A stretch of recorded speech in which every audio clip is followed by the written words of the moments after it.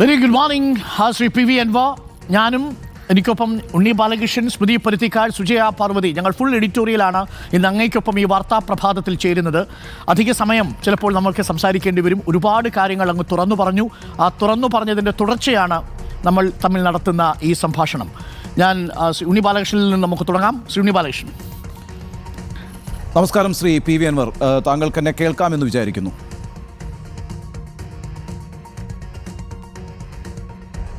എനിക്ക് തോന്നുന്നു ചില സാങ്കേതിക പ്രശ്നങ്ങളുണ്ട്. വളരെ പ്രധാനപ്പെട്ട ഗുരുതരമായ ആരോപണങ്ങൾ മുഖ്യമന്ത്രിക്കെതിരെയും ഒപ്പം പാർട്ടി നേതൃത്വത്തിനെതിരെയും ഇന്നലെ പി വി അൻവർ ഉന്നയിച്ചിരുന്നു. പല രീതിയിലാണ് അവ വ്യാഖ്യാനിക്കപ്പെടുന്നത്. അതിൽ ഏറ്റവും പ്രധാനപ്പെട്ട കാര്യം ഇപ്പോൾ പി വി അൻവർ LDF ഉണ്ടോ എന്നുള്ളതാണ്. പാർലമെന്ററി പാർട്ടി യോഗത്തിൽ പങ്കെടുക്കില്ല എന്ന് പി വി അൻവർ പറഞ്ഞിരിക്കുന്നു. CPM-ന്റെ തീരുമാനം അല്പസമയത്തിനുള്ളിൽ ഡൽഹിയിൽ വാർത്താ സമ്മേളനത്തിൽ പാർട്ടി സെക്രട്ടറി പ്രഖ്യാപിക്കുകയും ചെയ്യും. ഉണ്ണി ബാലകൃഷ്ണൻ, എനിക്ക് തോന്നുന്നു ഏറ്റവും പ്രധാനപ്പെട്ട കാര്യം അദ്ദേഹത്തിൻ്റെ മുന്നണിയിലെ പൊസിഷൻ എന്താണ് എന്നുള്ളതാണ് അല്ലേ? അതാണ് പി വി അൻവർ ഇന്ന് ഉച്ചയ്ക്ക് ഗോവിന്ദ മാസ്റ്റർ നടത്താനിരിക്കുന്ന വാർത്താ സമ്മേളനത്തിന് ശേഷം CPM-ന്റെ പാർലമെന്ററി പാർട്ടിയിൽ ഉണ്ടാകുമോ എന്നതാണ് കേരളം കാത്തിരിക്കുന്ന ഏറ്റവും പ്രധാനപ്പെട്ട ചോദ്യം. ഇന്ന് രാവിലെ മാധ്യമങ്ങളോട് സംസാരിക്കുമ്പോൾ തന്നെ MP ഗോവിന്ദൻ ക്ഷുഭിതനാണ്. പാർട്ടി നേതാക്കളുടെ ഭാഷ തന്നെ മാറിയിരിക്കുന്നു, അൻവറിനോടുള്ള ഭാഷ മാറിയിരിക്കുന്നു എന്നുള്ളതാണ്. പുറന്തള്ളി കളഞ്ഞിരിക്കുന്നു. പി വി അൻവർ ഇനി ഇല്ല, തത്വത്തിൽ തീരുമാനമായിരിക്കുന്നു എന്നുള്ളതാണ്. TP രാമകൃഷ്ണൻ ഇപ്പോൾ LDF കൺവീനർ അല്പം മുമ്പ് മാധ്യമങ്ങളെ കണ്ട് സംസാരിക്കുമ്പോഴും ആ വ്യക്തത വരുത്തുന്നുണ്ട്. യഥാർത്ഥത്തിൽ സംസ്ഥാന സർക്കാരിനെ ഭരിക്കുന്ന പാർട്ടിയെയും മുന്നണിയെയും അക്ഷരാർത്ഥത്തിൽ പ്രതിസന്ധിയിലാക്കിയിരിക്കുകയാണ് പി വി അൻവർ എന്ന് അസന്നിഗ്ധമായി തന്നെ TP രാമകൃഷ്ണൻ പറഞ്ഞിട്ടുണ്ട്. അത്തരം പ്രതിസന്ധി സൃഷ്ടിക്കുന്ന നേതാക്കളെയോ അല്ലെങ്കിൽ പാർലമെന്ററി പാർട്ടി അംഗങ്ങളെയോ കൈകാര്യം ചെയ്യുന്ന ഒരു രീതി CPM-നുണ്ട്. ആ രീതി പിന്തുടരാൻ തന്നെയാണ് സാധ്യത. കഴിഞ്ഞ ദിവസങ്ങളിൽ CPM-ന്റെ മുതിർന്ന നേതാക്കളെല്ലാം തന്നെ പറഞ്ഞിട്ടുള്ള കാര്യങ്ങളും പ്രതികരണങ്ങളും ആ അർത്ഥത്തിലുള്ളതുമാണ്. നമസ്കാരം ശ്രീ പി വി അൻവർ, താങ്കൾക്ക് എന്നെ കേൾക്കാമെന്ന് വിചാരിക്കുന്നു. കേൾക്കാം, സൗണ്ട് കുറവാണ്, പറഞ്ഞോളൂ. ശരി, നോക്കൂ ശ്രീ പി വി അൻവർ, കഴിഞ്ഞ ഏതാനും ആഴ്ചകളായി ഒരു ഫോണ് ഉണ്ണി, ഒരു സെക്കൻഡ് ഉണ്ണി, പറയൂ. ഫോണൊന്ന് മാറ്റി കണക്ട് ചെയ്യാം, സൗണ്ട് കുറവാ. ശരി, ശ്രീ പി വി അൻവർ ഏതായാലും നമ്മളോട് ദീർഘമായി തന്നെ ഇരിക്കാൻ തയ്യാറായി തന്നെയാണ് വന്നിരിക്കുന്നത് വേണം മനസ്സിലാക്കാൻ. മാത്രമല്ല, നമുക്ക് ഒരുപാട് ചോദ്യങ്ങളുണ്ട്. ചോദ്യങ്ങളുടെ ഒപ്പം തന്നെ ഇന്ന് പകല് ഈ സമയം ഒരുപാട് പ്രതികരണങ്ങൾ രാഷ്ട്രീയ നേതാക്കളിൽ നമ്മൾ പ്രതീക്ഷിക്കുന്നുമുണ്ട്. ഗൂഢാലോചന എന്നാണ് LDF കൺവീനർ പറഞ്ഞത്. അതായത് പറഞ്ഞത് ഗൂഢാലോചനയാണ്. ഏതോ കേന്ദ്രങ്ങളിൽ വെച്ച് നടത്തിയ ഗൂഢാലോചനയുടെ ഭാഗമായിട്ടാണ് പി വി അൻവർ പ്രതികരിച്ചത് എന്നാണ് LDF കൺവീനർ പറഞ്ഞിരിക്കുന്നത്. ഇപ്പോൾ പ്രതിപക്ഷത്തിന്റെ ഭാഗത്തു നിന്ന് ഒരു വാതിൽ തുറക്കുന്നു എന്ന സൂചനകൾ കിട്ടുമ്പോൾ പ്രതിപക്ഷം തന്നെ ഉപയോഗിക്കുകയായിരുന്നു അൻവറിനെ എന്ന രൂപത്തിലുള്ള ആരോപണത്തിലേക്ക് എത്തിക്കഴിഞ്ഞിരിക്കുന്നു CPM എന്നുള്ളതാണ്. ഉത്തരം താങ്ങുന്ന പല്ലി എന്നാണ് ഇന്നലെ തന്നെ യുവജന സംഘടനകൾ, പി വി അൻവറിനോടൊപ്പം നിന്ന യുവജന സംഘടനകളും ഒപ്പം മുതിർന്ന നേതാക്കളും ഫേസ്ബുക്കിൽ കുറിച്ചിരിക്കുകയും ഷെയർ ചെയ്യുകയും ചെയ്തിരിക്കുന്നത് അല്ലേ? അതെ. മുഖ്യമന്ത്രി പിണറായി വിജയനെ ലക്ഷ്യമിട്ട ഒരാളെ എങ്ങനെയാണ് പാർട്ടി കൈകാര്യം ചെയ്യാൻ പോകുന്നത്, സർക്കാർ കൈകാര്യം ചെയ്യാൻ പോകുന്നത്, അതും മുന്നണിക്കുള്ളിൽ നിന്നുകൊണ്ട് ഇങ്ങനെയൊക്കെ പറഞ്ഞ ഒരാളെ എങ്ങനെയാണ് കൈകാര്യം ചെയ്യാൻ പോകുന്നത് എന്നതറിയാൻ പൊതുജനത്തിനും ഒരു ആകാംക്ഷയുണ്ട്. ആകാംക്ഷ പലരുടെയും ഇപ്പോൾ സമൂഹ മാധ്യമങ്ങൾ എടുത്ത് നോക്കിക്കഴിഞ്ഞാൽ ചർച്ചാ വിഷയം, വാർത്താ കേന്ദ്രമായി നിൽക്കുന്നത് പി വി അൻവറാണ്. ആ പി വി അൻവറാണ് നമുക്കൊപ്പം ഇനി ഇരിക്കാൻ പോകുന്നത്, നമ്മുടെ ചോദ്യങ്ങൾക്ക് മറുപടി പറയാൻ പോകുന്നത്. മുഖ്യമന്ത്രിക്കെതിരെ പൊട്ടിത്തെറിച്ച അൻവർ പിന്നീട് മയപ്പെടുത്തുന്നത് നേരത്തെ നമ്മൾ കണ്ടിട്ടുണ്ട്, പക്ഷേ ഇന്നത് പ്രതീക്ഷിക്കാൻ കഴിയില്ല. മാത്രമല്ല സുജയ, ഇപ്പോൾ ഈ അഭിമുഖം ഡൽഹി കേരള ഹൗസിൽ പാർട്ടിയിലെ ഏറ്റവും മുതിർന്ന നേതാക്കൾ കാണുന്നു. പോളിറ്റ് ബ്യൂറോ യോഗത്തിന് മുന്നോടിയായി കാണാൻ പോകുന്ന അഭിമുഖം. അതെ, മുഖ്യമന്ത്രി അടക്കം ഒപ്പം പാർട്ടി സംസ്ഥാന സെക്രട്ടറി അടക്കമുള്ളവർ ഈ മണിക്കൂറിൽ ഇപ്പോൾ ഇനി പി വി അൻവർ ഇനി കടത്തി പറയുമോ, ഇന്നലെ പറഞ്ഞതിലും കൂടുതൽ എന്താണ് ഇനി പറയാൻ പോകുന്നത്, ആ യുദ്ധം അടുത്ത ഘട്ടത്തിലേക്ക് പ്രവേശിച്ചു എന്നാണ്. ശ്രീ പി വി അൻവർ, ഇപ്പോൾ സാങ്കേതിക പ്രശ്നങ്ങളൊക്കെ അവസാനിച്ചിട്ടുണ്ടാകുമെന്ന് വിചാരിക്കുന്നു. താങ്കൾക്ക് എന്നെ കേൾക്കാമോ വ്യക്തമായി? അതെ, വ്യക്തമായി കേൾക്കണ്ടേ? ശരി, നോക്കൂ, കഴിഞ്ഞ 2-3 ആഴ്ചകളായി വളരെ ഗൗരവതരമായ ആരോപണങ്ങൾ അങ്ങ് ഈ സർക്കാരിനെതിരെ, മുഖ്യമന്ത്രിയുടെ ഓഫീസിനെതിരെയൊക്കെ ഉന്നയിച്ചിട്ടുണ്ട്. നമുക്ക് ആ ആരോപണങ്ങളിലേക്കൊന്നും പോകേണ്ടതില്ല. പക്ഷേ വളരെ ഗൗരവതരമായ ചില രാഷ്ട്രീയ പ്രശ്നങ്ങൾ കഴിഞ്ഞ ദിവസം ഇന്നലെ നടത്തിയ വാർത്താ സമ്മേളനത്തിൽ താങ്കൾ വളരെ എക്സ്പ്ലിസിറ്റായിട്ട് പരസ്യമായിട്ട് ഉന്നയിച്ചിട്ടുണ്ട്. അതിലേറ്റവും പ്രധാനപ്പെട്ട കാര്യമെന്ന് ഞങ്ങൾ മനസ്സിലാക്കുന്നത്, മുഖ്യമന്ത്രിക്ക് നേരിട്ട് BJP നേതാക്കളുമായി നെക്സസ് ഉണ്ട്, അതിൻ്റെ RSS നേതാക്കളുമായി ബന്ധമുണ്ട്. അത്തരം കൊടുക്കൽ വാങ്ങലുകൾ മുഖ്യമന്ത്രി തന്നെ നടത്തുന്നു എന്ന വലിയൊരു രാഷ്ട്രീയ ആരോപണം അങ്ങ് ഉന്നയിച്ചിട്ടുണ്ട്. നോക്കൂ, നമുക്കറിയുന്നത് പോലെ CPM-ന്റെ പ്രഖ്യാപിതമായ രാഷ്ട്രീയ നയത്തെ ഒറ്റുകൊടുക്കുന്ന ഒരു മുഖ്യമന്ത്രിയാണോ പിണറായി വിജയൻ എന്നതാണ് അങ്ങയോടുള്ള എൻ്റെ ആദ്യത്തെ ചോദ്യം. അല്ല ഉണ്ണി, എനിക്കതിൽ പറയാനുള്ളത്, എനിക്ക് നേരെ ഈ വിഷയത്തിൽ ഒരു തെളിവ് അൻവർ അങ്ങോട്ട് താ എന്ന് പറഞ്ഞാൽ, എനിക്ക് ഇന്നലെ സ്വർണ്ണക്കേസിൽ സ്വർണം കൊണ്ടുവന്നവരും അവരുമായി ബന്ധപ്പെട്ട പോലീസ് നടത്തിയ നടപടികളൊക്കെ തെളിയിച്ചതുപോലെ BJP-യുമായി ബന്ധപ്പെട്ട വിഷയത്തിൽ ഡയറക്റ്റ് ഒരു തെളിവ് തരാൻ കഴിയില്ല. അതാണ് ആദ്യമായി എനിക്ക് വ്യക്തമാക്കാനുള്ളത്. പക്ഷേ കേരളത്തിലെ ഒരു രാഷ്ട്രീയ സാഹചര്യം കഴിഞ്ഞ കുറച്ച് കാലങ്ങളായിട്ട്, പ്രത്യേകിച്ച് തൃശ്ശൂർ പൂരം കലക്കിയതോടു കൂടിയിട്ട്, എങ്ങനെയാണ് ഈ ഒരു തൃശ്ശൂർ പൂരം കലക്കപ്പെട്ടത്, എന്തിനു വേണ്ടിയാണ് ഈ തൃശ്ശൂർ പൂരം കലക്കിയത്, ആർക്കാണ് അതിൻ്റെ ബെനിഫിറ്റ് പൊളിറ്റിക്കലി ഉണ്ടായത്, അതിന് ആരാണ് കാരണക്കാരായത്, ഈ വിഷയങ്ങൾ ഇവിടെ വളരെ ഈ അന്തരീക്ഷത്തിൽ നിൽക്കുകയാണ്. അത് വളരെ ക്ലിയറാണ്. അതിൻ്റെ പൊളിറ്റിക്കൽ ബെനിഫിറ്റ് കിട്ടിയത് BJP-യുടെ സ്ഥാനാർത്ഥിയായ ശ്രീ സുരേഷ് ഗോപിക്കാണ്. അതിൻ്റെ ഒരു ഭാഗത്ത് പൊളിറ്റിക്കൽ വോട്ട് നഷ്ടമുണ്ടായത് കോൺഗ്രസിനാണ്. ആത്യന്തികമായി കേരളത്തിൽ BJP-ക്ക് ഒരു സീറ്റ് പാർലമെൻറ്റിൽ ലഭ്യമാകുക എന്ന സാഹചര്യം ഉണ്ടായത് ഇടതുപക്ഷത്തെ സംബന്ധിച്ച്, CPM-നെ സംബന്ധിച്ച് അതിലേറെ വലുതാണ്.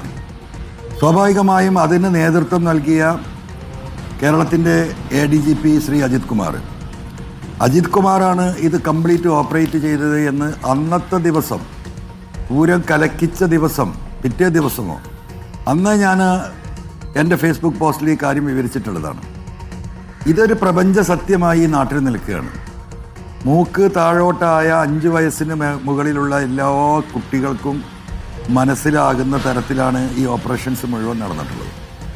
അങ്ങനെ ഒരു ഓപ്പറേഷൻസ് നടന്നിട്ട് അതിനെക്കുറിച്ച് ADGP ഈ പറയുന്ന BJP നേതാക്കളുമായി, RSS നേതാക്കളുമായി ചർച്ച നടത്തി സ്വകാര്യമായി കണ്ടു എന്ന് പറയുന്ന വിഷയത്തിൽ IB 5 മാസങ്ങൾക്ക് മുമ്പ് റിപ്പോർട്ട് ചെയ്തതാണ്. ഞാൻ ബഹുമാനപ്പെട്ട മുഖ്യമന്ത്രിയോട് ആ വിഷയത്തിൽ എനിക്ക് ചോദിക്കാനുള്ളത്, എന്തുകൊണ്ട് ആ IB റിപ്പോർട്ട് അങ്ങനെ ഉണ്ടായിട്ട് ബഹുമാനപ്പെട്ട മുഖ്യമന്ത്രി ഇതിനൊരു അന്വേഷണം കൃത്യമായി നടത്തിയില്ല? അതല്ല, ആ IB റിപ്പോർട്ട് ബഹുമാനപ്പെട്ട മുഖ്യമന്ത്രിക്ക് ലഭിച്ചില്ലെങ്കിൽ ആരാണ് ഇത് പൂഴ്ത്തിവെച്ചത്? അപ്പം ഈ ചോദ്യങ്ങളൊക്കെ ഇവിടെ പൊതുസമൂഹത്തിൽ നിൽക്കുകയാണ്. ഞാൻ അതിനകത്ത് കണക്ട് ചെയ്ത് ഈ ചോദ്യങ്ങൾ താങ്കൾ പല സമയത്തായി ഉന്നയിച്ചിട്ടുള്ളതാണ്. നമ്മുടെ പിന്നെ രാഷ്ട്രീയ അന്തരീക്ഷത്തിലും പൊതുമണ്ഡലത്തിൽ ആ ചോദ്യങ്ങളുണ്ട്. എന്റെ ചോദ്യം കുറച്ചുകൂടി ഡയറക്റ്റ് ആയിട്ട് ചോദിക്കുകയാണെങ്കിൽ, മുഖ്യമന്ത്രിയാണോ അതോ പാർട്ടിയാണോ? വിഷയം പറഞ്ഞു എന്നല്ലാതെ ഈ സ്പെസിഫിക് ആയിട്ട് പറഞ്ഞിട്ടില്ല. അതിന് ഉത്തരം പറയേണ്ട ബഹുമാനപ്പെട്ട മുഖ്യമന്ത്രിയോ ആഭ്യന്തര വകുപ്പാണ്. സമ്മതിച്ചു. അങ്ങനെയുള്ള ഒരു വ്യക്തിയെ എന്തിന് ഇത്ര കഷ്ടപ്പെട്ട് ഈ കൊള്ളയും കൊലയും കള്ളക്കടത്തും നടത്തുന്ന കട്ടാലോനെ ശ്രീ PV അൻവർ കേൾക്കാൻ കഴിയുന്നുണ്ടോ? കട്ടല്ല, തുടരാം. ശരി, താങ്കൾക്ക് കേൾക്കാമോ? അതിനില്ല.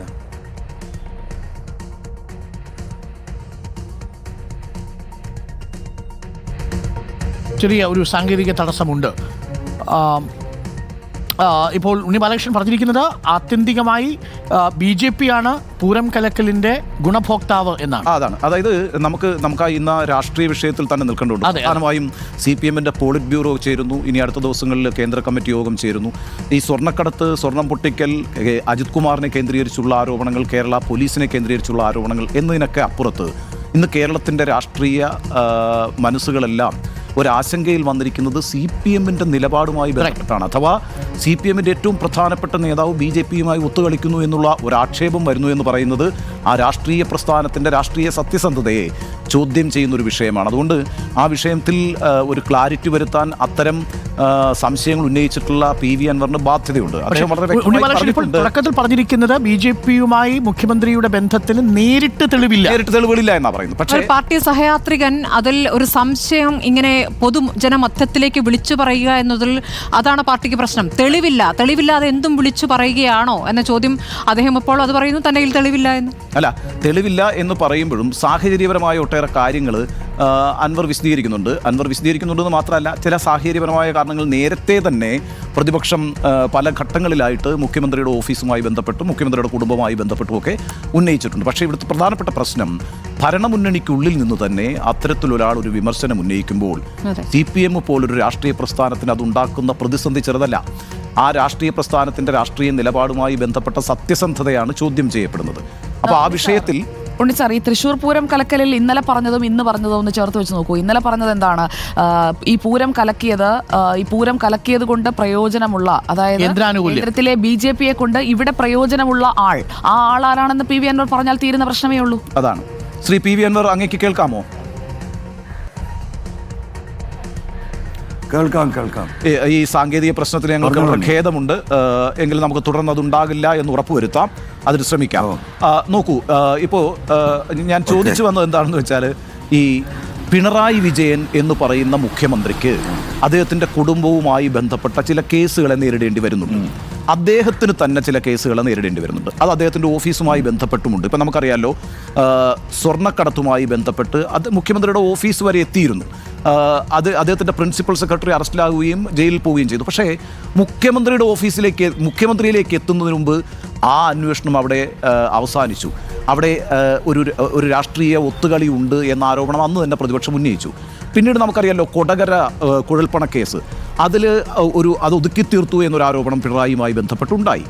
ഇപ്പോൾ താങ്കളും എല്ലാ പ്രതിപക്ഷം അടക്കം പറയുന്ന പ്രശ്നം പൂരം കലക്കുന്നു. അങ്ങനെ പൂരം കലക്കി BJP അതിൻ്റെ ബെനിഫിഷ്യറി ആക്കുന്നു. ഇവിടെ ഇത് പാർട്ടി അറിഞ്ഞുകൊണ്ടാണോ അതോ താങ്കളുടെ ഒരു മനസ്സിലാക്കലാണ് ഞാൻ ഈ കാര്യത്തിൽ ആവശ്യപ്പെടുന്നത്? ഒരു വ്യക്തത താങ്കൾ വരുത്തണം. ഇത് പിണറായി വിജയൻ മാത്രം ഉണ്ടാക്കുന്ന പ്രശ്നമാണോ അതോ പാർട്ടി കൂടി അറിഞ്ഞുകൊണ്ട് ചില ഒത്തുതീർപ്പുകൾ, അതായത് ഈ കരുവന്നൂർ അടക്കമുള്ള പ്രശ്നങ്ങൾ പാർട്ടി നേരിടുന്നുണ്ടല്ലോ, അപ്പം പാർട്ടിയുമായി കൂടി ആലോചിച്ച് ചില ഒത്തുതീർപ്പുകൾ ഉണ്ടാക്കുകയാണോ എന്നുള്ളതാണ് നമ്മൾ അറിയേണ്ടത്. എനിക്ക് തോന്നുന്നത് വീണ്ടും ഈ സാങ്കേതിക പ്രശ്നം അതെ അത്രയും പെട്ടെന്ന് തന്നെ പരിഹരിക്കണം. നമുക്ക് തുടർച്ചയായിട്ട് കട്ടാവുന്ന ചോദ്യത്തിന് തന്നെ മറുപടി പൂർണ്ണമായി പറയാൻ പറ്റുന്നില്ല. നമുക്ക് ആ കണക്ഷൻ മാറ്റി മറ്റേതെങ്കിലും ഫോൺ ഉണ്ടെങ്കിൽ അതുമായി ബന്ധിപ്പിച്ചാൽ നന്നായിരിക്കും. കാര്യം വളരെ പ്രധാനപ്പെട്ട ഒരു കാര്യമാണ് നമുക്ക് അറിയേണ്ടത്. ഇന്നിപ്പോൾ വിവിധ മാധ്യമങ്ങളടക്കം ചിത്രീകരിക്കുന്നത് വീണാ വിജയനുമായി ബന്ധപ്പെട്ട കേസന്വേഷണം മുന്നോട്ട് കൊണ്ടുപോകാതിരിക്കാൻ വേണ്ടി RSSുമായി കൂടിക്കാഴ്ച നടത്തി എന്ന് PV അൻവർ ഉദ്ദേശിച്ചിട്ടുണ്ട് എന്ന രീതിയിലാണ് പല മാധ്യമങ്ങളും അതുതന്നെ റിപ്പോർട്ട് ചെയ്യുന്നത്. ഡോക്ടർ അരുൺ, ഇപ്പം മലയാള മനോരമയുടെ ഹെഡ്ലൈൻ എന്താണ്? മകളെ രക്ഷിക്കാൻ BJP. പക്ഷേ നമ്മൾ ഇന്നലെ ഒരിടത്തും വീണാ വിജയന്റെ പേര് പറഞ്ഞത് കേട്ടിട്ടില്ല. എന്നാണ് പറഞ്ഞത്. റെഡി ആയിട്ടുണ്ട്. ശരി, ഈ ഒരു ബുദ്ധിമുട്ട് തുടരുകയാണ്. ഇനി അത് പരിഹരിക്കും. അദ്ദേഹത്തിന്റെ ഇപ്പൊ കേൾക്കാമോ? ഇനി അത് സംഭവിക്കില്ല എന്ന് ഉറപ്പ് വരുത്തണം PCR. കേൾക്കുന്നുണ്ട്. ഓക്കെ, ശരി. ഞാൻ ചോദ്യം വളരെ വിശദീകരിച്ചു കഴിഞ്ഞത് പ്രേക്ഷകർക്ക് മനസ്സിലായിട്ടുണ്ട്. ചോദ്യം ഒറ്റ വരിയിലങ്ങ് ചോദിക്കാം. പിണറായി വിജയന്റെ വ്യക്തി താല്പര്യങ്ങളും കുടുംബ താല്പര്യങ്ങളും സംരക്ഷിക്കാൻ വേണ്ടി CPM-ന്റെ രാഷ്ട്രീയ നയം പോലും മാറ്റിവെച്ചുകൊണ്ട് അദ്ദേഹം വ്യക്തിപരമായി RSSുമായും BJP-യുമായും കേന്ദ്ര സർക്കാരുമായും ഒത്തുതീർപ്പുകളിൽ എത്തുന്നുണ്ട് എന്നൊരു സംശയം താങ്കൾക്കുണ്ടോ? അല്ല, അങ്ങനെ അദ്ദേഹം ഒത്തുതീർപ്പുകളിൽ എത്തുന്നുണ്ട് എന്നുള്ള സംശയം ഈ പൊതുസമൂഹത്തിൽ കുറച്ചായിട്ടുണ്ടല്ലോ. പ്രത്യേകിച്ച് കഴിഞ്ഞ ഒരു 3-4 മാസങ്ങളായി പാർലമെന്റ് തെരഞ്ഞെടുപ്പിന് ശേഷം അത് വളരെ സീരിയസ് ആയിട്ട് പൊതുസമൂഹം ചർച്ച ചെയ്യുന്നുണ്ട്. അത് ക്ലിയർ ചെയ്യേണ്ട ബാധ്യത ആർക്കാണ്? അത് ഒന്ന് മുഖ്യമന്ത്രിക്കാണ്, രണ്ട് ഈ പാർട്ടിക്കാണ്. മുഖ്യമന്ത്രി ക്ലിയർ ചെയ്തു. ഈ രണ്ട് വ്യക്തിപരമായ ഇടപാടിനും വേണ്ടി ഞാൻ MR അജിത് കുമാറിനെ ആരുടെയും പറഞ്ഞു വിട്ടിട്ടില്ല. വ്യക്തിപരമായോ അല്ലെങ്കിൽ രാഷ്ട്രീയ ദൗത്യമോ ഏൽപ്പിക്കുന്നത് പോലീസ് ഉദ്യോഗസ്ഥരെയല്ല. ഞങ്ങൾക്ക് ആ രീതിയില്ല എന്ന് മുഖ്യമന്ത്രി ക്ലിയർ ചെയ്ത് കഴിഞ്ഞു. എൻ്റെ ചോദ്യം, മകളെ സംരക്ഷിക്കാൻ, വീണാ വിജയനെ സംരക്ഷിക്കാൻ ഇറങ്ങി പുറപ്പെട്ടിരിക്കുന്ന ഒരു മുഖ്യമന്ത്രിയാണോ, കേന്ദ്ര സർക്കാരിനോട് കീഴടങ്ങിയിരിക്കുന്ന ഒരു CPM നേതാവിനെയാണോ പിണറായി വിജയനിൽ നമ്മൾ കണ്ടുകൊണ്ടിരിക്കുന്നത്? അല്ല, അതെനിക്കങ്ങനെ പച്ചയായിട്ട് ഞാൻ പറയുന്നത് ശരിയല്ലല്ലോ. അപ്പോൾ ഞാൻ അങ്ങനെ പച്ചയായിട്ട് പറഞ്ഞാൽ എന്താണ് പൊതുസമൂഹം വിലയിരുത്തുക? എനിക്ക് എന്തൊക്കെയോ പൊളിറ്റിക്കൽ അജണ്ട ഉണ്ട്, അതിൻ്റെ ഭാഗമായിട്ടാണ്. ഞാനത് പച്ചയായിട്ട് പറയാൻ ഉദ്ദേശിക്കുന്നില്ല. അത് ജനങ്ങൾ വിലയിരുത്തട്ടെ. ഞാൻ പറയുന്നത് മുഖ്യമന്ത്രിക്കോ പാർട്ടിക്കോ പൊതുസമൂഹത്തിൽ ഇത്തരത്തിൽ നടക്കുന്ന ചർച്ചയെ അത് വ്യക്തമായ തെളിവുകളുടെ, സാഹചര്യ തെളിവുകളോടെ പൊതുസമൂഹത്തെയോ പാർട്ടി പ്രവർത്തകരെയോ ബോധ്യപ്പെടുത്താൻ ഈ നിമിഷം വരെ കഴിഞ്ഞിട്ടില്ല. ഇത് സമൂഹത്തിൽ നിലനിൽക്കുകയാണ്. പാർട്ടിയിൽ ചർച്ച ചെയ്യപ്പെടുകയാണ്. അപ്പോൾ അത് ക്ലിയർ ചെയ്യേണ്ട ഉത്തരവാദിത്തം CM-നും പാർട്ടിക്കുമാണ്. അത് നടന്നിട്ടില്ല എന്ന് തന്നെയാണ് ഞാൻ വിശ്വസിക്കുന്നത്. അല്ല, അതിനകത്തൊരു ചെറിയ പ്രശ്നം കൂടി ഉന്നയിക്കട്ടെ ഞാൻ. അതായത് താങ്കൾ ഈ ചെയ്തുകൊണ്ടിരിക്കുന്നത് ശരിയാണെന്ന് താങ്കൾക്ക് തോന്നുന്നുണ്ടോ? അത് വളരെ ഡയറക്റ്റായ എൻ്റെ ഒരു ചോദ്യമാണ്. താങ്കൾ ഇപ്പോൾ ഈ പറഞ്ഞത് അല്ല, അങ്ങനെ പച്ചയ്ക്ക് ഞാൻ പറയില്ല. നിങ്ങൾ ഒരാളെ സംശയത്തിൻ്റെ നിഴലിൽ നിർത്തുന്നു. ആരെയാണ് സംശയത്തിൻ്റെ നിഴലിൽ നിർത്തുന്നത്? CPM-ൻ്റെ ഏറ്റവും മുതിർന്ന പോളിറ്റ് ബ്യൂറോ അംഗത്തെ, ഈ സംസ്ഥാനത്തിൻ്റെ മുഖ്യമന്ത്രിയെ. അദ്ദേഹം പലതരത്തിലുള്ള രാഷ്ട്രീയ ഒത്തുതീർപ്പുകളും രഹസ്യധാരണകളും ഉണ്ടാക്കുന്ന ഒരാളാണെന്ന് പൊതുസമൂഹത്തിന് മുമ്പിൽ സംശയത്തിൻ്റെ നിഴലിൽ നിർത്തുകയാണ് ചെയ്യുന്നത് PV അൻവർ. അത് ശരിയാണോ? ഞാനൊന്ന് ചോദിക്കട്ടെ ഉണ്ണി, ഇപ്പം 3 ദിവസം മുമ്പ് CM എന്നെ സംശയത്തിൻ്റെ മുനയിൽ നിർത്തിയല്ലോ. ഈ സ്വർണ്ണക്കള്ളക്കടത്തുകാരുടെ പിന്നിൽ ഈ പോലീസിൻ്റെ ആക്ഷൻ തടയിടാൻ ചില കള്ളക്കടത്തുകാർക്ക് ആവശ്യമുണ്ട്. പോലീസിൻ്റെ ഇടപെടൽ കള്ളക്കടത്തിനെ തടയുന്നുണ്ട്. അങ്ങനെ പോലീസിൻ്റെ ഇടപെടൽ കള്ളക്കടത്ത് ഒരുമിച്ച് നടത്താൻ പ്രയാസമുണ്ടാക്കുന്ന ലോബി ഈ പോലീസിനെതിരെ നടത്തിയ ആരോപണത്തിന് പിന്നിലുണ്ടോ എന്ന് പരിശോധിക്കണം എന്ന് ഉണ്ണി നിങ്ങൾ ചോദിച്ചു. മുഖ്യമന്ത്രി പറഞ്ഞത് അൻവറാണോ എന്ന് നിങ്ങൾ ചോദിച്ചു. മുഖ്യമന്ത്രി പറഞ്ഞു അത് എനിക്കറിയില്ല, നിങ്ങൾ അന്വേഷിച്ചോ എന്ന് പറഞ്ഞു. ഞാൻ എന്താ ചെയ്തത്? ഞാൻ 3 ദിവസം കൊണ്ട് ആ ആരോപണത്തിൻ്റെ മുനയൊടിച്ചു. സ്വർണം കൊണ്ടുവന്ന രണ്ട്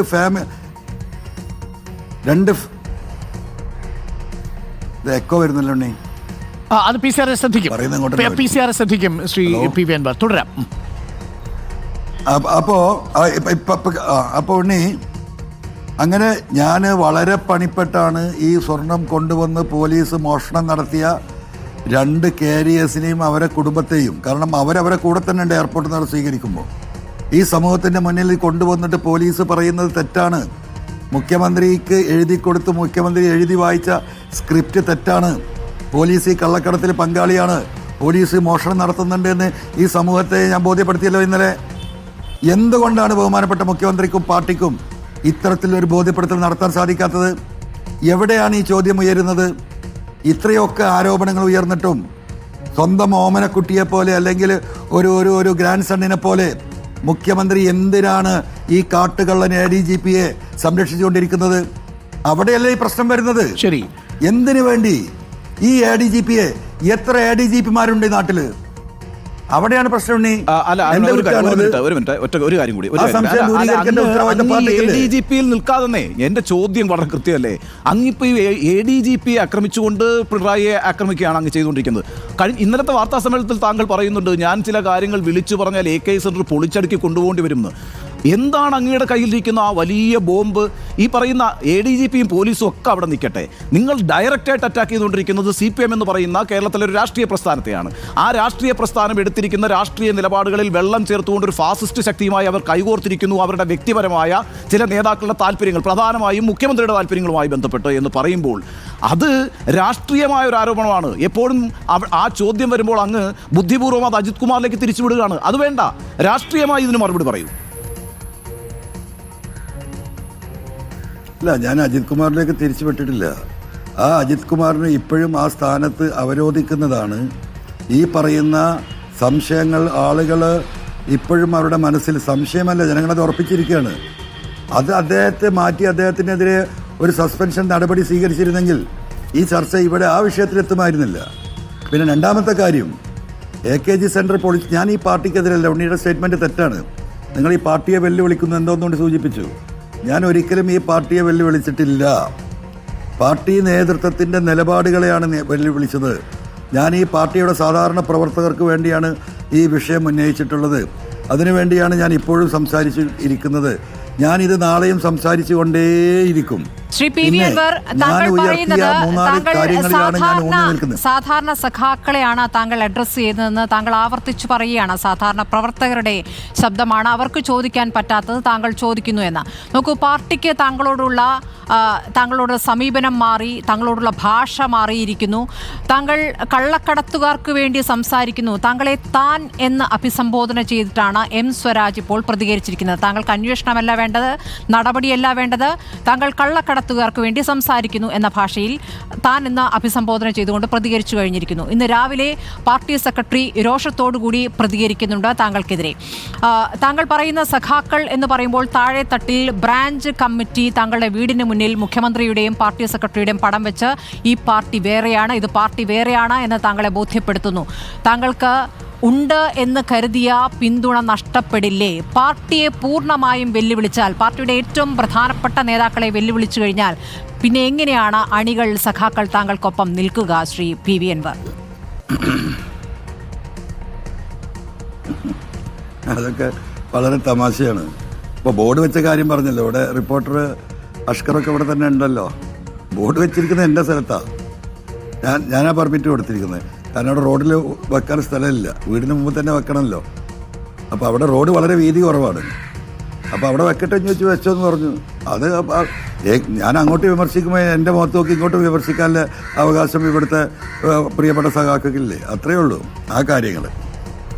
പിന്നെന്താ, വേറെന്താ പറഞ്ഞത്? അല്ലല്ല, പാർട്ടി സഖാക്കൾ നേതാക്കളുടെ സ്വഭാവം അറിയും. താങ്കളെ താൻ എന്നാണ് എം സ്വരാജ് അഭിസംബോധന ചെയ്യുന്നത്. ഇന്നലെ കെ അനിൽകുമാർ പ്രതികരിക്കുമ്പോൾ PV അൻവർ വന്ന് ഛർദ്ദിക്കുന്നതെടുത്ത് മാധ്യമങ്ങൾ ആഘോഷിക്കുന്നു. താങ്കളെ എത്ര വേഗമാണ് തള്ളിക്കളഞ്ഞത്? താങ്കൾ ആ നിലയ്ക്കിലേക്ക് മുഖ്യമന്ത്രിയെയും പാർട്ടി സെക്രട്ടറിയും വിമർശിച്ചു കഴിഞ്ഞപ്പോഴേക്കും പാർട്ടി പൂർണ്ണമായും തിരിഞ്ഞു കഴിഞ്ഞിരിക്കുന്നു, താങ്കൾക്കെതിരെയാണ്. അപ്പോൾ ഇനി പറയുന്ന സഖാക്കളുടെ പിന്തുണ താങ്കൾക്കുണ്ടാകുമോ എന്നുള്ളതാണ് പ്രധാനപ്പെട്ട ചോദ്യം. സ്വരാജിനെ താൻ എന്ന് വിളിക്കാനുള്ള അവകാശമുണ്ട്. ഞങ്ങൾ ഫ്രണ്ട്സാണ്, ഏകദേശം സമകാലികരാണ്. അപ്പോൾ അങ്ങോട്ടും ഇങ്ങോട്ടൊക്കെ അത് വിളിക്കാനുള്ള അവകാശമുണ്ട്. പിന്നെ ഞാൻ ഛർദ്ദിച്ചത് പത്രക്കാരെടുത്ത് വിഴുങ്ങുന്നു എന്ന് അനിൽകുമാർ പറഞ്ഞിട്ടുണ്ടെങ്കിൽ എനിക്കറിയില്ല. ഞാൻ ഛർദ്ദിച്ചത് എന്താ എന്നുള്ളത് കേരളത്തിലെ ജനങ്ങൾക്കറിയാം, കേരളത്തിലെ പൊതുസമൂഹത്തിനറിയാം, പാർട്ടിയുടെ പ്രവർത്തകർക്കറിയാം. അപ്പോൾ ഞാൻ ഈ പറഞ്ഞ കാര്യം ഛർദ്ദിച്ചതാണോ അതല്ല നല്ല ചിക്കൻ ബിരിയാണിയാണോ എന്നുള്ളത് ജനങ്ങളും പാർട്ടി പ്രവർത്തകരും തീരുമാനിക്കും. അനിൽകുമാറൊക്കെ ആ കസേരയിൽ അങ്ങനെ പറഞ്ഞ പോലെ പറയട്ടെ, അത് കുഴപ്പമില്ല. ശ്രീ PV അൻവർ, ഞാൻ അങ്ങയോട് ചോദിക്കുന്ന 2 ചോദ്യങ്ങളുണ്ട് എനിക്ക്. കാര്യങ്ങൾ കുറച്ച് വ്യക്തത വരുത്താനാണ്. അങ്ങ് നേരത്തെ പറഞ്ഞു നിർത്തിയെടുത്തെന്നാണ് ഞാൻ തുടങ്ങുന്നത്. BJPയുമായി മുഖ്യമന്ത്രിക്ക് ഏതെങ്കിലും വ്യക്തിപരമായ കൊടുക്കൽ വാങ്ങലുകളുണ്ട് എന്നതിന് പച്ചയായ തെളിവില്ല, വ്യക്തമായ തെളിവ് താങ്കളുടെ കൈകളിലില്ല. പക്ഷേ താങ്കൾ ഇന്നലെ സംശയത്തിൻ്റെ പുകമറയിൽ മുഖ്യമന്ത്രിയെ നിർത്തിയപ്പോൾ ഇന്ന് പല മാധ്യമങ്ങളും റിപ്പോർട്ട് ചെയ്തിരിക്കുന്നത് എന്താണെന്നറിയാമോ? ഇന്നൊരു കേരളത്തിലെ പ്രമുഖ മാധ്യമം തലക്കെട്ട് കൊടുത്തിരിക്കുന്നത് മകളെ രക്ഷിക്കാൻ BJP ബന്ധം എന്നാണ്. ഞാനിന്നലെ തുടർച്ചയായി അങ്ങയുടെ പത്രസമ്മേളനം കേൾക്കുമ്പോൾ ഒരിടത്തും താങ്കൾ വീണാ വിജയൻ എന്ന് പറയുന്നില്ല, പക്ഷേ മുഹമ്മദ് റിയാസിൽ താങ്കൾ ശ്രദ്ധ കേന്ദ്രീകരിക്കുന്നുണ്ട്. അപ്പോൾ എൻ്റെ ആദ്യത്തെ ചോദ്യത്തിൽ തന്നെയുണ്ട് രണ്ടാമത്തെ ചോദ്യവും. താങ്കൾ വീണാ വിജയനെ ഉദ്ദേശിച്ച് വീണാ വിജയനുമായി ബന്ധപ്പെട്ട അന്വേഷണം അവസാനിപ്പിക്കാൻ വേണ്ടി മുഖ്യമന്ത്രി പൂരം കലക്കി എന്ന് ഉദ്ദേശിച്ചിട്ടുണ്ടോ എന്നത് സ്ട്രെയിറ്റ് ആയിട്ടുള്ള ചോദ്യമാണ്. 2, എന്തുകൊണ്ട് അങ്ങ് മുഹമ്മദ് റിയാസിനെ ഉന്നം വയ്ക്കുന്നു? അല്ല, പൂരം കലക്കിയതും പൂരം കലക്കിച്ചതും വളരെ വ്യക്തമാണ്. ഇനി നമ്മളതിങ്ങനെ പറഞ്ഞുകൊണ്ടിരിക്കണോ? അതിൻ്റെ മുകളിലൊരു അന്വേഷണം നടത്തി അന്വേഷണ പ്രഹസനത്തിൻ്റെ ഒന്നും ആവശ്യമില്ല. കാരണം ഇത് വളരെ വളരെ വളരെ വളരെ വളരെ വ്യക്തമായി നിൽക്കുകയാണ്. ഈ ചർച്ചകളൊക്കെ എവിടെയാണ് വരുന്നത്? ഈ സംശയങ്ങളൊക്കെ ഈ കേരള ജനതയുടെ മുന്നിൽ ഉണ്ടാക്കിയതിൻ്റെ ഉത്തരവാദിത്തം ആർക്കാണ്? ആഭ്യന്തര വകുപ്പിനല്ലേ? ഈ ചങ്ങാതിയെ അന്ന് സസ്പെൻഡ് ചെയ്യണ്ടേ? എത്ര കാര്യങ്ങൾ. ഇപ്പോൾ ഞാനൊന്ന് ചോദിക്കട്ടെ, ഇപ്പം ഞാൻ ഉന്നയിച്ച കള്ളക്കടത്തായാലും മറ്റു കാര്യങ്ങളായാലും റിദാൻവധമായാലും മാമി കേസായാലും അവിടെ നിൽക്കട്ടെ. ഇദ്ദേഹത്തിൻ്റെ സ്വത്ത് സമ്പാദനത്തിൻ്റെ റെക്കോർഡുകൾ ആ ആധാരം ഡയറക്റ്റ് കൊടുക്കുകയാണ്. 33.5 ലക്ഷം രൂപയ്ക്ക് ഒരു ഫ്ലാറ്റ് വാങ്ങുന്നു. ഒരു പൈസ ചെക്കായി കൊടുത്തിട്ടില്ല. റിസീവ്ഡ് ആസ് ക്യാഷ് എന്നാണ് എഴുതിയിരിക്കുന്നത്. അത് കഴിഞ്ഞ് 10 ദിവസം കഴിഞ്ഞ് 65 ലക്ഷത്തിന് വിൽക്കുന്നു. Received as cash. കേരളത്തിൽ നടക്കുമോ? കേരളത്തിൽ എന്താണിത്? ഏത് നിയമമാണിത്? അപ്പോൾ ഇതെല്ലാം ചെയ്യാൻ കഴിയുന്ന ഒരു ADGP ആ പേപ്പറുകൾ മാത്രം, ഈ പറയുന്ന വീടുണ്ടാക്കുന്ന പ്രോപ്പർട്ടി 4-5 ഡോക്യുമെന്റ്സ് ഞാൻ കൊടുത്തിട്ടുണ്ട്. 1 മണിക്കൂർ കൊണ്ട് നടപടി എടുക്കുക DGPക്ക്. അപ്പോൾ എന്താ ചെയ്തത്? അത് ക്ലിയർ കട്ട് എവിഡൻസ് ആണ്, ഇമ്മീഡിയറ്റ് ആക്ഷൻ വേണ്ടതാണ്. അതിനെ നീട്ടി 6 മാസം സമയം കൊടുത്ത് വിജിലൻസിന്. പ്രഥമ ദൃഷ്ട്യാ ഒരു റിപ്പോർട്ട് കൊടുത്ത് അദ്ദേഹത്തെ സസ്പെൻഡ് ചെയ്തോ? അപ്പം എന്തിനു വേണ്ടി, ആർക്ക് വേണ്ടി ഇദ്ദേഹത്തെ സംരക്ഷിക്കണം? ആരാണ് ഈ അജിത് കുമാർ? ഈ പാർട്ടിയുടെ എന്ത് കാര്യമുണ്ട് അദ്ദേഹത്തെ ഈ കോലത്തിൽ പാർട്ടിയെയും ഗവൺമെൻറ്റിനെയും മുൾമുനയിൽ നിർത്തി ഈ മനുഷ്യരുടെ മനസ്സിൽ മുഴുവൻ ഈ പറയുന്ന സംശയം ഉയർത്തിയിട്ട് ഈ മുൾമുനയിൽ നിന്നിട്ട് PV അൻവറിൻ്റെ നെഞ്ചത്തേക്ക് കയറിയിട്ട് കാര്യമില്ല. അവിടെയാണ് ഇതിൻ്റെ വിഷയം. ഇത് പറയേണ്ടവർ പറയണം. നടപടിയെടുക്കേണ്ടവർ നടപടിയെടുക്കണം. ആ നടപടിയെടുക്കാത്തതിൻ്റെ പേരിൽ കേരളത്തിലെ 3.5 കോടി ജനങ്ങൾ ഇപ്പം എനിക്കെതിരെ പറയുന്നവരുടെ മനസ്സിലും എന്താ, അത് ശരിയായില്ല, അജിത് കുമാറിനെതിരെ പങ്കുണ്ട്, ആ നിലപാട് ശരിയല്ല. പക്ഷെ അവർക്കത് പറയാനുള്ള ശേഷിയില്ല, പറയാനുള്ള ആർജവമില്ല, സാഹചര്യം അവർക്ക് പറയാൻ അതായത് കഴിയില്ല. ADGPയെ മുഖ്യമന്ത്രി പിണറായി വിജയൻ വഴിവിട്ട് സംരക്ഷിക്കുന്നത് കൊണ്ട് പിണറായി വിജയന് BJP ബന്ധമുണ്ട് എന്നൊരു നിഗമനത്തിലേക്ക് എങ്ങനെ എത്തിച്ചേരാൻ സാധിക്കുമെന്നുള്ളതാണ് എൻ്റെ ചോദ്യം, അതും മകൾക്ക് വേണ്ടി. അല്ല, അതൊക്കെ നിങ്ങൾ ചോദിച്ചോ, ഇത് അരുണാണെന്ന് തോന്നുന്നു. അതെ, അരുണ, നിങ്ങൾക്കൊക്കെ അങ്ങനെ തോന്നുന്നുണ്ടെങ്കിൽ തോന്നിക്കോട്ടെ, വെറുതെ ഇതിങ്ങനെ വളച്ച് തിരിച്ചിട്ട് കാര്യമില്ലല്ലോ അരുൺ. ഇതൊരു പ്രപഞ്ച സത്യമല്ല അരുൺ. എന്തിന് ഈ ADGPയെ ഇങ്ങനെ കെട്ടിപ്പുണരുന്നു? ആരാണ് അദ്ദേഹം? ഉത്തരവാദിത്വത്തോടുകൂടി പറയുകയാണ് Shri PV Anwar, ADGP MR Ajith കുമാറിനെ ഇത്രയുമധികം വിവാദങ്ങൾ ഉണ്ടായിട്ടും അഴിമതിയുടെ കറ പുരണ്ടു എന്ന് പ്രഥമദൃഷ്ട്യാ ബോധ്യപ്പെട്ടിട്ടും നിലനിർത്തുന്നത് മുഖ്യമന്ത്രിയുടെ മകളുടെ വ്യക്തിപരമായ അന്വേഷണത്തിൽ ഇടപെട്ടതിൻ്റെ ഒരു പ്രത്യുപകാരമായിട്ടാണെന്ന് അങ്ങ് പറയുന്നു. ഞാൻ സ്ട്രെയിറ്റ് ആയിട്ടാണ് ചോദിച്ചത്. ഞാൻ അങ്ങനെ പറയുന്നില്ല, അത് സ്ട്രെയിറ്റ് ചോദ്യമാണ്. ഞാൻ അങ്ങനെ പച്ചയായിട്ട് അത് പറഞ്ഞിട്ടില്ല. പക്ഷേ അങ്ങനെയാണ് പൊതുസമൂഹം ചർച്ച ചെയ്യപ്പെടുന്നത്. ഇതിൻ്റെ പിന്നിൽ എന്തോ ഉണ്ട്. മുഖ്യമന്ത്രിക്ക് അജിത് കുമാറിനെ തൊടാൻ പ്രയാസമുണ്ട്. അജിത് കുമാറിനെ തൊട്ടാലും ശശിയെ തൊട്ടാലും പല കാര്യങ്ങളും പുറത്തു വരും, മുഖ്യമന്ത്രി അപകടത്തിലാകും എന്ന് പൊതുസമൂഹം ചർച്ച ചെയ്യല്ലേ? അല്ല, എന്ന് വെച്ചാൽ ADGPയെ സംരക്ഷിക്കുന്നു എന്നത് മാത്രമാണ്, അതല്ലാതെ മറ്റു തെളിവുകൾ മുഖ്യമന്ത്രിയും BJPയും തമ്മിലുള്ള ബന്ധത്തിനില്ല. അതെ അതെ, മറ്റു വ്യക്തിപരമായ ഏതെങ്കിലും ഒത്തുതീർപ്പുകൾക്ക് മുഖ്യമന്ത്രി വഴങ്ങി എന്നതിന്റെ തെളിവുകളും താങ്കളുടെ കൈകളിലില്ല. ഇല്ല, ഒരു തെളിവുമില്ല. ഞാൻ ആദ്യം പറഞ്ഞല്ലോ, ആദ്യമേ പറഞ്ഞല്ലോ, എന്റെ കയ്യിൽ ഒരു തെളിവുമില്ല. ഇത് തന്നെയാണ്, ഇതാണ് ഇവിടെ ചർച്ച ചെയ്യപ്പെടുന്നത്.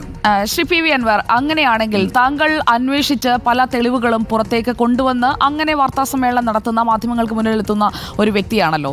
ഇന്നലെ ആ സ്വർണ്ണക്കടത്തിന്റെ കാരിയേഴ്സിനെ കൊണ്ടുവന്നതുപോലെ മുഖ്യമന്ത്രിയും BJPയും തമ്മിൽ, മുഖ്യമന്ത്രിയും RSSും തമ്മിലുള്ള ഒരു പാലമായി ADGP പ്രവർത്തിച്ചു എന്ന താങ്കളുടെ ആരോപണത്തിന് ADGP RSSന്റെ സർക്കാര്യവാഹ ദത്താത്രേയ ഹൊസബളയുമായി 2023 നടത്തിയ കൂടിക്കാഴ്ചയല്ലാതെ മറ്റെന്ത് തെളിവാണുള്ളത്? ഒരു തെളിവില്ല, ഒരു തെളിവില്ല. ആ കൂടിക്കാഴ്ച, 2 കൂടിക്കാഴ്ച വലിയ വിഷയമാക്കി ഇവിടെ ചർച്ച.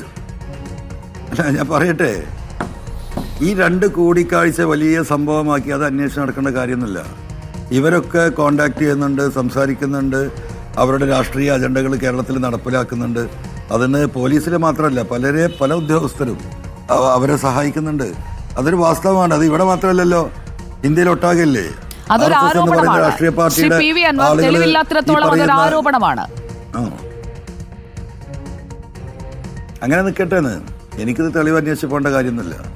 താങ്കൾ ഈ കാരിയേഴ്സിനെ കൊണ്ടുവന്നല്ലോ, അപ്പോൾ സ്വർണ്ണക്കടത്തിനെ കുറിച്ച് പറഞ്ഞപ്പോൾ അതിൽ താങ്കളെ അതിലേക്ക് ഇൻഡയറക്റ്റ് ആയെങ്കിലും മുഖ്യമന്ത്രി മെൻഷൻ ചെയ്യുന്ന സാഹചര്യം ഉണ്ടായപ്പോൾ താങ്കൾക്ക് അതിൽ പൊള്ളി. താങ്കൾ കാരിയേഴ്സിനെ കൊണ്ടുവന്നു. ഈ കാരിയേഴ്സുമായൊക്കെ താങ്കൾ സംസാരിച്ചിട്ടുണ്ട് എന്നതിന്റെ തെളിവുകൾ മറുപക്ഷത്തുണ്ടെങ്കിലോ?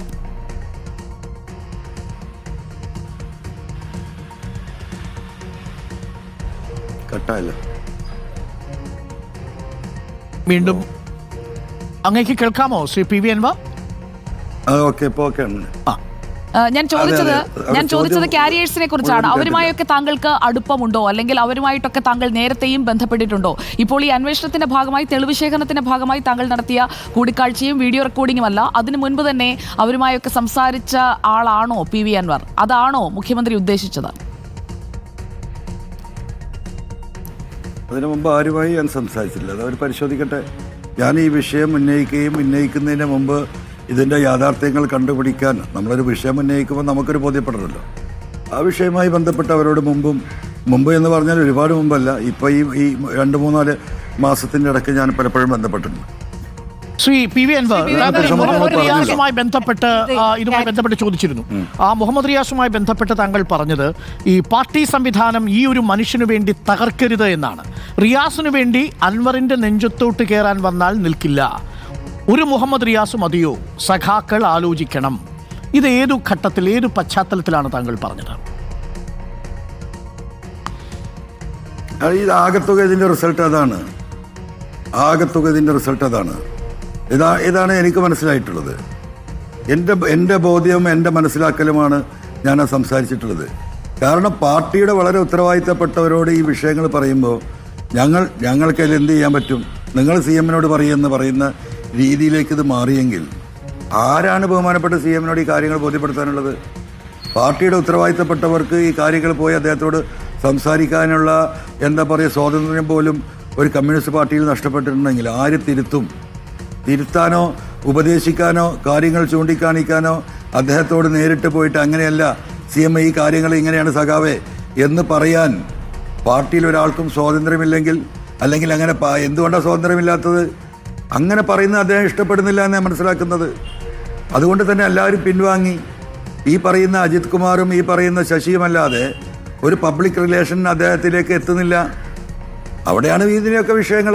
ശ്രീ അൻവർ, താങ്കളെ അവിടെയാണ് മുഹമ്മദ് റിയാസ് കയറി വരുന്നത്. ശരി, താങ്കളെ പിന്തുണച്ചവർ ഇപ്പോൾ എടുക്കുന്ന നിലപാട് കൂടി പ്രധാനമാണല്ലോ. കാരണം KT ജലീൽ താങ്കൾ പറയുന്നതിനോട് അനുകൂലിച്ചുകൊണ്ട് ഫേസ്ബുക്ക് പോസ്റ്റൊക്കെ ഇട്ട വ്യക്തിയാണ്. അദ്ദേഹത്തിന് ഏറ്റവും ഒടുവിലത്തെ പ്രതികരണം ഇപ്പോൾ ADGP-യുമായി ബന്ധപ്പെട്ട് താങ്കൾ പറഞ്ഞ കാര്യങ്ങളോട് യോജിക്കുന്നു, പോലീസിൽ സംഘപരിവാർ വൽക്കരണമുണ്ട് എന്നുള്ള കാര്യത്തിൽ അതൊരു സത്യമാണ് എന്ന് താങ്കളോട് യോജിക്കുന്നു. പക്ഷേ മുഹമ്മദ് റിയാസുമായി ബന്ധപ്പെട്ട് പറഞ്ഞ കാര്യങ്ങൾ അത് ശരിയായില്ല എന്നും പറയുന്നു. അപ്പോൾ താങ്കളെ പൂർണ്ണമായും പിന്തുണയ്ക്കുന്ന ആരുമില്ലാതെ ആകുന്നു എന്നൊരു ഘട്ടത്തിലേക്ക് എത്തുകയാണോ? കാരണം താങ്കളുടെ ഒരു പിന്തുണയായി അവിടെ പറഞ്ഞു കേട്ടിരുന്നത് ജലീലാണ്, കാരാട്ട് റസാഖ്, അങ്ങനെ അബ്ദുറഹിമാൻ തുടങ്ങി താങ്കൾക്ക് അനുകൂലമായി പ്രതികരിച്ചിരുന്നവർ പിന്മാറുന്നതിലേക്ക്, ഒരടി പിന്നോട്ട് പോകുന്നതിലേക്ക് താങ്കളുടെ അമിതമായ പ്രതികരണം ഇടയാക്കിയിട്ടുണ്ടോ? കാരണം ഇപ്പോൾ താങ്കൾ പറഞ്ഞു വരുമ്പോഴും ഈ മറ്റു കാര്യങ്ങൾ, മുഖ്യമന്ത്രി പിണറായി വിജയനുമായി ബന്ധപ്പെട്ട കാര്യങ്ങളിൽ താങ്കൾക്ക് തെളിവില്ല, പൊതുസമൂഹത്തിന് വേണ്ടി പറയുന്നു എന്നാണ് പറയുന്നത്. ഇതേ വിഷയം നേരത്തെ CPI ഉന്നയിക്കുന്നുണ്ടല്ലോ, പൂരം കലക്കൽ. പക്ഷേ CPI ഉന്നയിക്കുന്നതിനോട് അത് അഡ്രസ്സ് ചെയ്യുന്നുണ്ട് അപ്പുറത്ത്. സർക്കാരായാലും മുഖ്യമന്ത്രിയായാലും അത് അഡ്രസ്സ് ചെയ്യുന്നു, അന്വേഷണത്തിലേക്ക് പോകുന്നു. പക്ഷേ താങ്കൾ പറയുന്ന രീതിയും സമീപനവും വ്യത്യസ്തമാണ്. ഇല്ല, KT ജലീൽ പിന്മാറി, റസാഖ് പിന്മാറി, അബ്ദുറഹ്മാൻ പിന്മാറി, വേറെ ആരൊക്കെയോ പിന്മാറി, പാർട്ടി നേതാക്കൾ പിന്മാറി. ഞാൻ ഇവരെ ആരെയും കണ്ടിറങ്ങിയതല്ല, ഒരാളെയും പിന്തുണ ചോദിച്ചും ഇറങ്ങിയതല്ല. ഞാൻ മനസ്സിലാക്കിയ സത്യമെന്ന് തോന്നിയ സംഗതികൾ പാർട്ടി അഡ്രസ്സ് ചെയ്യേണ്ട വിധത്തിൽ പാർട്ടി അഡ്രസ്സ് ചെയ്യുന്നില്ല എന്ന ബോധ്യത്തിൽ ഞാനത് പറഞ്ഞതാണ്. അതുകൊണ്ട് ഇവർ പിന്മാറിയതുകൊണ്ട് എനിക്കെന്താ? ഇവരോട് ആരും ഞാൻ പിന്തുണ ചോദിച്ചിട്ടില്ലല്ലോ, ഇവരോട് ആരും ഡിസ്കസ് ചെയ്തിട്ടില്ല ഞാൻ ഇറങ്ങിയിട്ടുള്ളത്. ചിലരൊക്കെ അനുകൂലമായി പോസ്റ്റ് ഇട്ടു, ചിലരൊക്കെ പ്രതികൂലമായി പോസ്റ്റ് ഇട്ടു, അത്രയേ ഉള്ളൂ. അതൊന്നും എന്നെ ബാധിക്കുന്ന പ്രശ്നമല്ല. ഞാനീ ഉയർത്തിയ വിഷയങ്ങൾ ഈ ഈ സമൂഹത്തിൽ ഇനിയും ഞാൻ ഉയർത്തിക്കൊണ്ടുവരും. എനിക്കിവിടെ ഇനി ഉയർത്താനുള്ളത് ആരോപണങ്ങളല്ല, രാഷ്ട്രീയ വിഷയങ്ങളാണ്. അപ്പോൾ ഈ രാഷ്ട്രീയ വിഷയങ്ങൾ, പല രാഷ്ട്രീയ വിഷയങ്ങളും ഈ സമൂഹത്തിൻ്റെ മുന്നിലേക്ക് വന്ന് പരിഹരിക്കപ്പെടേണ്ട പല വിഷയങ്ങളും ഈ സമൂഹത്തിൽ മൂടി വെക്കപ്പെട്ടിട്ടുണ്ട്. എന്താ കാരണം? ഞാൻ ഈ പറഞ്ഞ പൊളിറ്റിക്കൽ നെക്സസ് ആണ്. ആ പൊളിറ്റിക്കൽ നെക്സസിൻ്റെ ഭാഗമായിട്ട് ഈ നാട്ടിൽ കിട്ടേണ്ട ഒരുപാട് സാമൂഹിക നീതികൾ നിഷേധിക്കപ്പെട്ടിട്ടുണ്ട്. ഇവർ തമ്മിലുള്ള വ്യക്തിപരമായ ബന്ധങ്ങൾ എല്ലാ പാർട്ടി പ്രവർത്തകരെ സംബന്ധിച്ച് അവർക്ക് ഒരു സീരിയസ് ആയ വിഷയം ടേക്കപ്പ് ചെയ്യാൻ കഴിയുന്നില്ല, ധൈര്യമില്ല. കാരണം അത് ടേക്കപ്പ് ചെയ്താൽ ഇതെവിടെയും എത്തില്ല എന്ന ഒരുപാട് അനുഭവം അത് കോൺഗ്രസിലുണ്ട്, കമ്മ്യൂണിസ്റ്റ് പാർട്ടിയിലുണ്ട്, ലീഗിലുണ്ട്. BJP-യുടെ സ്ഥിതി എന്താ എനിക്കറിയില്ല. അപ്പോൾ ഈ പാർട്ടികളിലൊക്കെ ഇതുണ്ട്. കാരണം അതുകൊണ്ട് തന്നെ പൊതുവായി ഉയർന്നു വരുന്നൊരു വിഷയം ഓപ്പോസിറ്റ് ആളുകളാണ്, ഓപ്പോസിറ്റ് പാർട്ടിയിലെ നേതാക്കളാണ് അതിന് പിന്നിലെങ്കിൽ ഒരു പാർട്ടിയുടെ പ്രവർത്തകർ അത് ഏറ്റെടുക്കുന്നില്ല. കാരണം എന്താ? അവസാനം എൻ്റെ റിസൾട്ട് അത് ഏറ്റെടുത്തവൻ്റെ അപമാനമാണ്. അല്ലെങ്കിൽ അവൻ കള്ളക്കേസിൽ കൊടുക്കും, അല്ലെങ്കിൽ അവൻ എന്തെങ്കിലും സാമ്പത്തിക പ്രതിസന്ധി ഉണ്ടാക്കും. ഈ നെക്സസ് ആണ് ഇനി ഇവിടെ ചർച്ച ചെയ്യാൻ പോകുന്നത്. അതൊരു സത്യമല്ലേ? അല്ല, ശ്രീ PV അതിന്റെ ഭാഗമാണല്ലോ ഈ പറയപ്പെടുന്ന ഇപ്പൊ ഈ നടക്കുന്ന ചർച്ചയും. നോക്കൂ, ഒരു കാര്യം, ഒന്നാം പിണറായി സർക്കാർ വന്നു. ആ പിണറായി സർക്കാർ ആദ്യം DGP ആയിട്ട് നിശ്ചയിച്ചത് ആരെയാണ്? ലോക്നാഥ് ബെഹ്റയാണ്. ഈ ലോക്നാഥ് ബെഹ്റ ആരാണ്? NIA മേധാവിയായിരിക്കുമ്പോൾ ഇഷ്റത് ജഹാൻ കേസിൽ നരേന്ദ്രമോദിയെ എക്സോണറേറ്റ് ചെയ്ത ആളാണ്. അപ്പോൾ നരേന്ദ്രമോദി ഒരു റിവാർഡായിട്ട് അദ്ദേഹത്തെ സംസ്ഥാനത്തിൻ്റെ DGP ആക്കണമെന്ന് പിണറായി വിജയനോട് ആവശ്യപ്പെടുന്നു. മുഖ്യമന്ത്രിയും പ്രധാനമന്ത്രിയുമായി നടന്ന ആദ്യത്തെ കൂടിക്കാഴ്ചയ്ക്ക് ശേഷം മടങ്ങിയെത്തിയ പിണറായി വിജയൻ ലോക്നാഥ് ബെഹ്റയെ DGP ആക്കുന്നു. പിന്നീട് അത് കേസൊക്കെ ആയെങ്കിലും അദ്ദേഹം വളരെക്കാലം കേരളത്തിൻ്റെ പോലീസ് മേധാവിയായി തുടർന്നു. ഇപ്പോൾ അദ്ദേഹം കൊച്ചിൻ മെട്രോ കോർപ്പറേഷൻ്റെ ചെയർമാനാണ്. അദ്ദേഹത്തെക്കുറിച്ച് ഈ ആരോപണം ഉണ്ടായിരുന്നല്ലോ ഒന്നാം പിണറായി സർക്കാരിൻ്റെ കാലത്ത്. ഒരു തെളിവും ഉണ്ടായിട്ടില്ല. എൻ്റെ ചോദ്യം, ഇപ്പോഴും ലോക്നാഥ് ബെഹ്റ ഒരു അധികാരമായി ഇവിടെ ഇരിക്കുമ്പോൾ മുമ്പേ പ്രതിപക്ഷം പറഞ്ഞുകൊണ്ടിരിക്കുന്ന ഒരു സംശയം അദ്ദേഹമാണ് മോഡിക്കും അതേപോലെ തന്നെ പിണറായിക്കും ഇടയിലുള്ള പാലം എന്നാണ്. എന്തിനാണ് ഒരു അജിത് കുമാറിനെ, ദത്താത്രേയ ഹൊസബോളയെ പോലെ ഒരു RSS മേധാവിയെ കാണാൻ വിട്ട് വീണാ വിജയന്റെ കേസ് ഒതുക്കേണ്ട ആവശ്യം? ഒട്ടും യുക്തിപരമല്ല താങ്കൾ പറയുന്നത്. അല്ല, ആയിരിക്കും. അതങ്ങനെയാണെങ്കിൽ അങ്ങനെ എടുത്തോളൂ, കുഴപ്പമില്ല. അല്ല, പരിഭവിക്കാനല്ല, ചില കാര്യങ്ങളിൽ വ്യക്തത വരുത്തേണ്ടതുണ്ടല്ലോ. ഇവിടെ പരിഭവത്തിന്റെ പ്രശ്നമില്ല. അല്ല,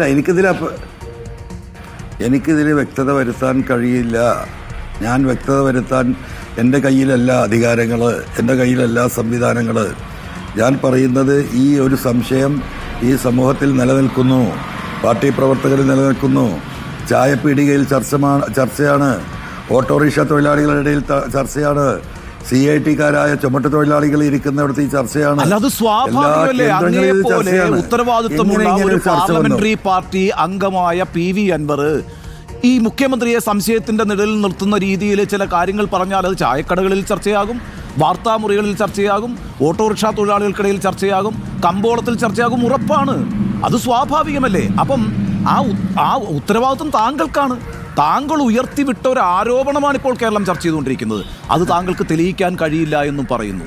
അങ്ങനെ തെളിയിക്കാൻ കഴിയാത്തൊരു ആരോപണം ഒരു പൊതുപ്രവർത്തകൻ ഒരു പൊതുസമൂഹത്തിന് മുന്നിൽ ഉന്നയിക്കുന്നത് ശരിയാണോ ശ്രീ PV അൻവർ? ഞാനിപ്പോൾ ഇന്നലെയാണല്ലോ ഇങ്ങനെ കുറച്ചൊരു കടന്ന് പറഞ്ഞത്. ഞാൻ ഇന്നലെ രാത്രി തൊട്ട് ചായക്കടയിൽ ചർച്ചയായ കാര്യമല്ല പറയുന്നത്. കഴിഞ്ഞ കുറേ കാലങ്ങളായിട്ട് ഈ ചർച്ചകൾ നിലനിൽക്കുന്നുണ്ട്. അതാ പറഞ്ഞത്. ഞാൻ പറഞ്ഞതിൻ്റെ അടിസ്ഥാനത്തിലല്ല ഇത് ചർച്ചയാവുന്നത്. ഇത് പൂരം കലങ്ങിയ അന്ന് തൊട്ട് ഈ ചർച്ച സമൂഹത്തിൽ നിൽക്കുന്നുണ്ട്. ഈ പറയുന്ന സ്ഥലങ്ങളിലൊക്കെ ഉണ്ട്. ഇന്നലെ പ്രത്യേകിച്ച് ഇതിന് മുകളിൽ പ്രത്യേകിച്ച് ഒരു ചർച്ചയൊന്നും വന്നിട്ടില്ല പൊതുസമൂഹത്തിനിടയിൽ. കാരണം ആൾറെഡി ഈ ചർച്ച ഇവിടെ ഇതിൽ നിൽക്കുകയാണ്. അത് ദൂരീകരിക്കാൻ ഇന്ന് വരെ CPM-ന് സാധിച്ചിട്ടില്ല. അതാണ് ഇതിൻ്റെ അടിസ്ഥാന പ്രശ്നം. അതിൻ്റെ കാരണം ജനങ്ങൾ ചൂണ്ടിക്കാട്ടുന്നത് എന്തിനീ ADGP മുഖ്യമന്ത്രി കടന്നു പറഞ്ഞപ്പോഴാണ് താങ്കളും അതിലും കടത്തി പറയാൻ ഇന്നലെ തയ്യാറായത് എന്നുള്ള കാര്യം വ്യക്തമാണ്. പക്ഷേ ഇതിപ്പോൾ നോക്കൂ, നിങ്ങൾ തെളിവായി കൊണ്ടുവന്ന ആ വീഡിയോ എന്ന് പറയുന്നത് കാരിയർമാരുമായിട്ടാണല്ലോ താങ്കൾ സംസാരിക്കുന്നത്. ഒരു തരത്തിൽ അതിൻ്റെ അളവും ആഴവും അവിടെ നിൽക്കട്ടെ, പക്ഷേ അവർ നിയമവിരുദ്ധമായി പ്രവർത്തിച്ചവരാണ്. അങ്ങനെ നിയമവിരുദ്ധമായി പ്രവർത്തിക്കുന്നവരെ പറയുന്നത് ഒരു തെളിവായി കൊണ്ടുവരുമ്പോൾ താങ്കളെ അതുമായി ബന്ധിപ്പിക്കാൻ എളുപ്പമാണ്. അതുകൊണ്ടാണ് കള്ളക്കടത്തുകാർക്ക് വേണ്ടി സംസാരിക്കുന്നു എന്ന രൂപത്തിൽ പറയുന്നത്. അത് നാളെ താങ്കളെ കള്ളക്കടത്തുകാരനാക്കുന്നതിലേക്ക് കൂടി എത്തിക്കാൻ എളുപ്പമാണ്. ആ ആരോപണം ഇതിനകം തന്നെ പ്രധാനപ്പെട്ട നേതാക്കൾ ഉയർത്തിക്കഴിഞ്ഞു. ഇന്നത്തെ സ്വരാജിന്റെ പ്രതികരണവും ആ സൂചനയാണ് നൽകുന്നത്. അപ്പോൾ താങ്കൾ നിയമവിരുദ്ധമായി പ്രവർത്തിക്കുന്നവരെ കൊണ്ടുവന്നതിനെ കുറിച്ച് എന്താണ് പറയാനുള്ളത് ശ്രീ അൻവർ? അല്ല, അതൊക്കെ നിങ്ങൾ പറഞ്ഞോ, അല്ലെങ്കിൽ അവർ പറഞ്ഞോട്ടെ, അതിനൊന്നും കുഴപ്പമില്ല. പിന്നെ ഞാനെന്താ കള്ളക്കടത്തുകാരുടെ സംഘത്തിൻ്റെ പിന്നാമ്പുറ പ്രവർത്തകനായിട്ട് CM പറഞ്ഞത് അംഗീകരിച്ചു കൊടുക്കണോ? അത് അംഗീകരിച്ച് കൊടുക്കുകയാണോ വേണ്ടത്? ഈ കൊണ്ടുവന്നവരുടെ കൂട്ടി വന്ന് പൊതുസമൂഹത്തിൻ്റെ മുമ്പിൽ പോലീസ് ഇതിൽ സ്വർണം അടിച്ചു മാറ്റുന്നുണ്ട് എന്ന വസ്തുത പൊതുസമൂഹത്തിൻ്റെ മുമ്പിൽ തെളിയിക്കുകയാണോ വേണ്ടത്? സ്മൃതിയാണെങ്കിൽ എന്താ ചെയ്യുക എന്ന് പറഞ്ഞേ. നിങ്ങളാണ് എൻ്റെ സ്ഥാനത്തെങ്കിൽ നിങ്ങൾ എന്ത് തീരുമാനം എടുക്കുമെന്ന് പറഞ്ഞേ പ്ലീസ്. എനിക്കൊന്ന് കേൾക്കണം. അതുകൊണ്ടാണ്. അല്ല ശ്രീ PV അൻവർ, അല്ല ഞാൻ പറയുന്നത്, കാരിയർമാർ പറയുന്ന കാര്യങ്ങൾ അവരെ കൊണ്ട് ഇരുത്തിക്കൊണ്ട് പറയുമ്പോൾ അവർ നിയമവിരുദ്ധമായി പ്രവർത്തിക്കുന്നവരാണല്ലോ. അപ്പോൾ താങ്കൾ ഈ പറയുന്ന പൊതുസമൂഹത്തെ ബോധ്യപ്പെടുത്തലാണല്ലോ താങ്കൾ ഉദ്ദേശിക്കുന്നത്. താങ്കൾ പറയുന്ന ഒരു മേഖലയിലെ ആളുകൾക്ക് ചിലപ്പോൾ മനസ്സിലാകുമായിരിക്കും ഇത്രയും സ്വർണ്ണമാണ് കൊണ്ടുവന്നിട്ടുള്ളത്, അത് പിഴയടച്ചാൽ തീരുന്ന പ്രശ്നമാണ്. പക്ഷേ അതങ്ങനെയല്ല എന്ന ജനത്തിനെ ധരിപ്പിക്കാൻ അല്ലെങ്കിൽ ബോധ്യപ്പെടുത്താൻ ഒരുപക്ഷെ പാർട്ടിക്ക് സാധിക്കും. പാർട്ടി ഇന്ന് പറയുന്ന കാര്യങ്ങൾ ആ രൂപത്തിലാണ്. അതാണ് ഞാൻ പറഞ്ഞത് ശ്രീ അൻവർ. ആയിക്കോട്ടെ, അതൊക്കെ എങ്ങനെയാ ബോധ്യപ്പെടുക നമുക്കറിയാലോ. ശ്രുതിക്കും അറിയാം, എനിക്കും അറിയാം. അപ്പം ഇനി അങ്ങനെ ബോധ്യപ്പെടുന്നവരുണ്ടെങ്കിൽ ബോധ്യപ്പെടട്ടെന്ന് എനിക്ക് എന്ത് ചെയ്യാൻ പറ്റും? എന്നെ ബാധിക്കുന്ന വിഷയമല്ല. ഞാൻ ഇവിടെ ഇനി ഈ വിഷയങ്ങളിൽ എനിക്ക് പ്രതീക്ഷ അർപ്പിക്കാൻ കേരളത്തിലെ ഹൈക്കോടതി മാത്രമേ ഉള്ളൂ. ഞാൻ അതിലേക്ക് നീങ്ങുകയാണ്. കാരണം ഈ കാര്യങ്ങൾ മുഴുവൻ, ഈ കേസന്വേഷണങ്ങൾ മുഴുവൻ പോകുന്ന രാഷ്ട്രീയ ചോദ്യങ്ങൾ നമുക്കൊന്ന് അവസാനിപ്പിച്ചു പോകേണ്ടതുണ്ട്. അങ്ങ് മെയ് 6-ാം തീയതി മുഖ്യമന്ത്രിയെ പിന്തുണച്ചുകൊണ്ടിട്ട ഫേസ്ബുക്ക് പോസ്റ്റിൽ പറയുന്നത് ഉന്നാൽ മുടിയാതെ തമ്പി എന്നാണ്. അതിനുശേഷം മുഖ്യമന്ത്രിയെയും മകളെയും അഴിക്കുള്ളിലാക്കാൻ നടന്ന യുവാവിൻ്റെ കോട്ടും സ്യൂട്ടും വാടകയ്ക്ക് എന്നൊരു ഫേസ്ബുക്ക് പോസ്റ്റ് കൂടി താങ്കൾ ഇട്ടിട്ടുണ്ട്.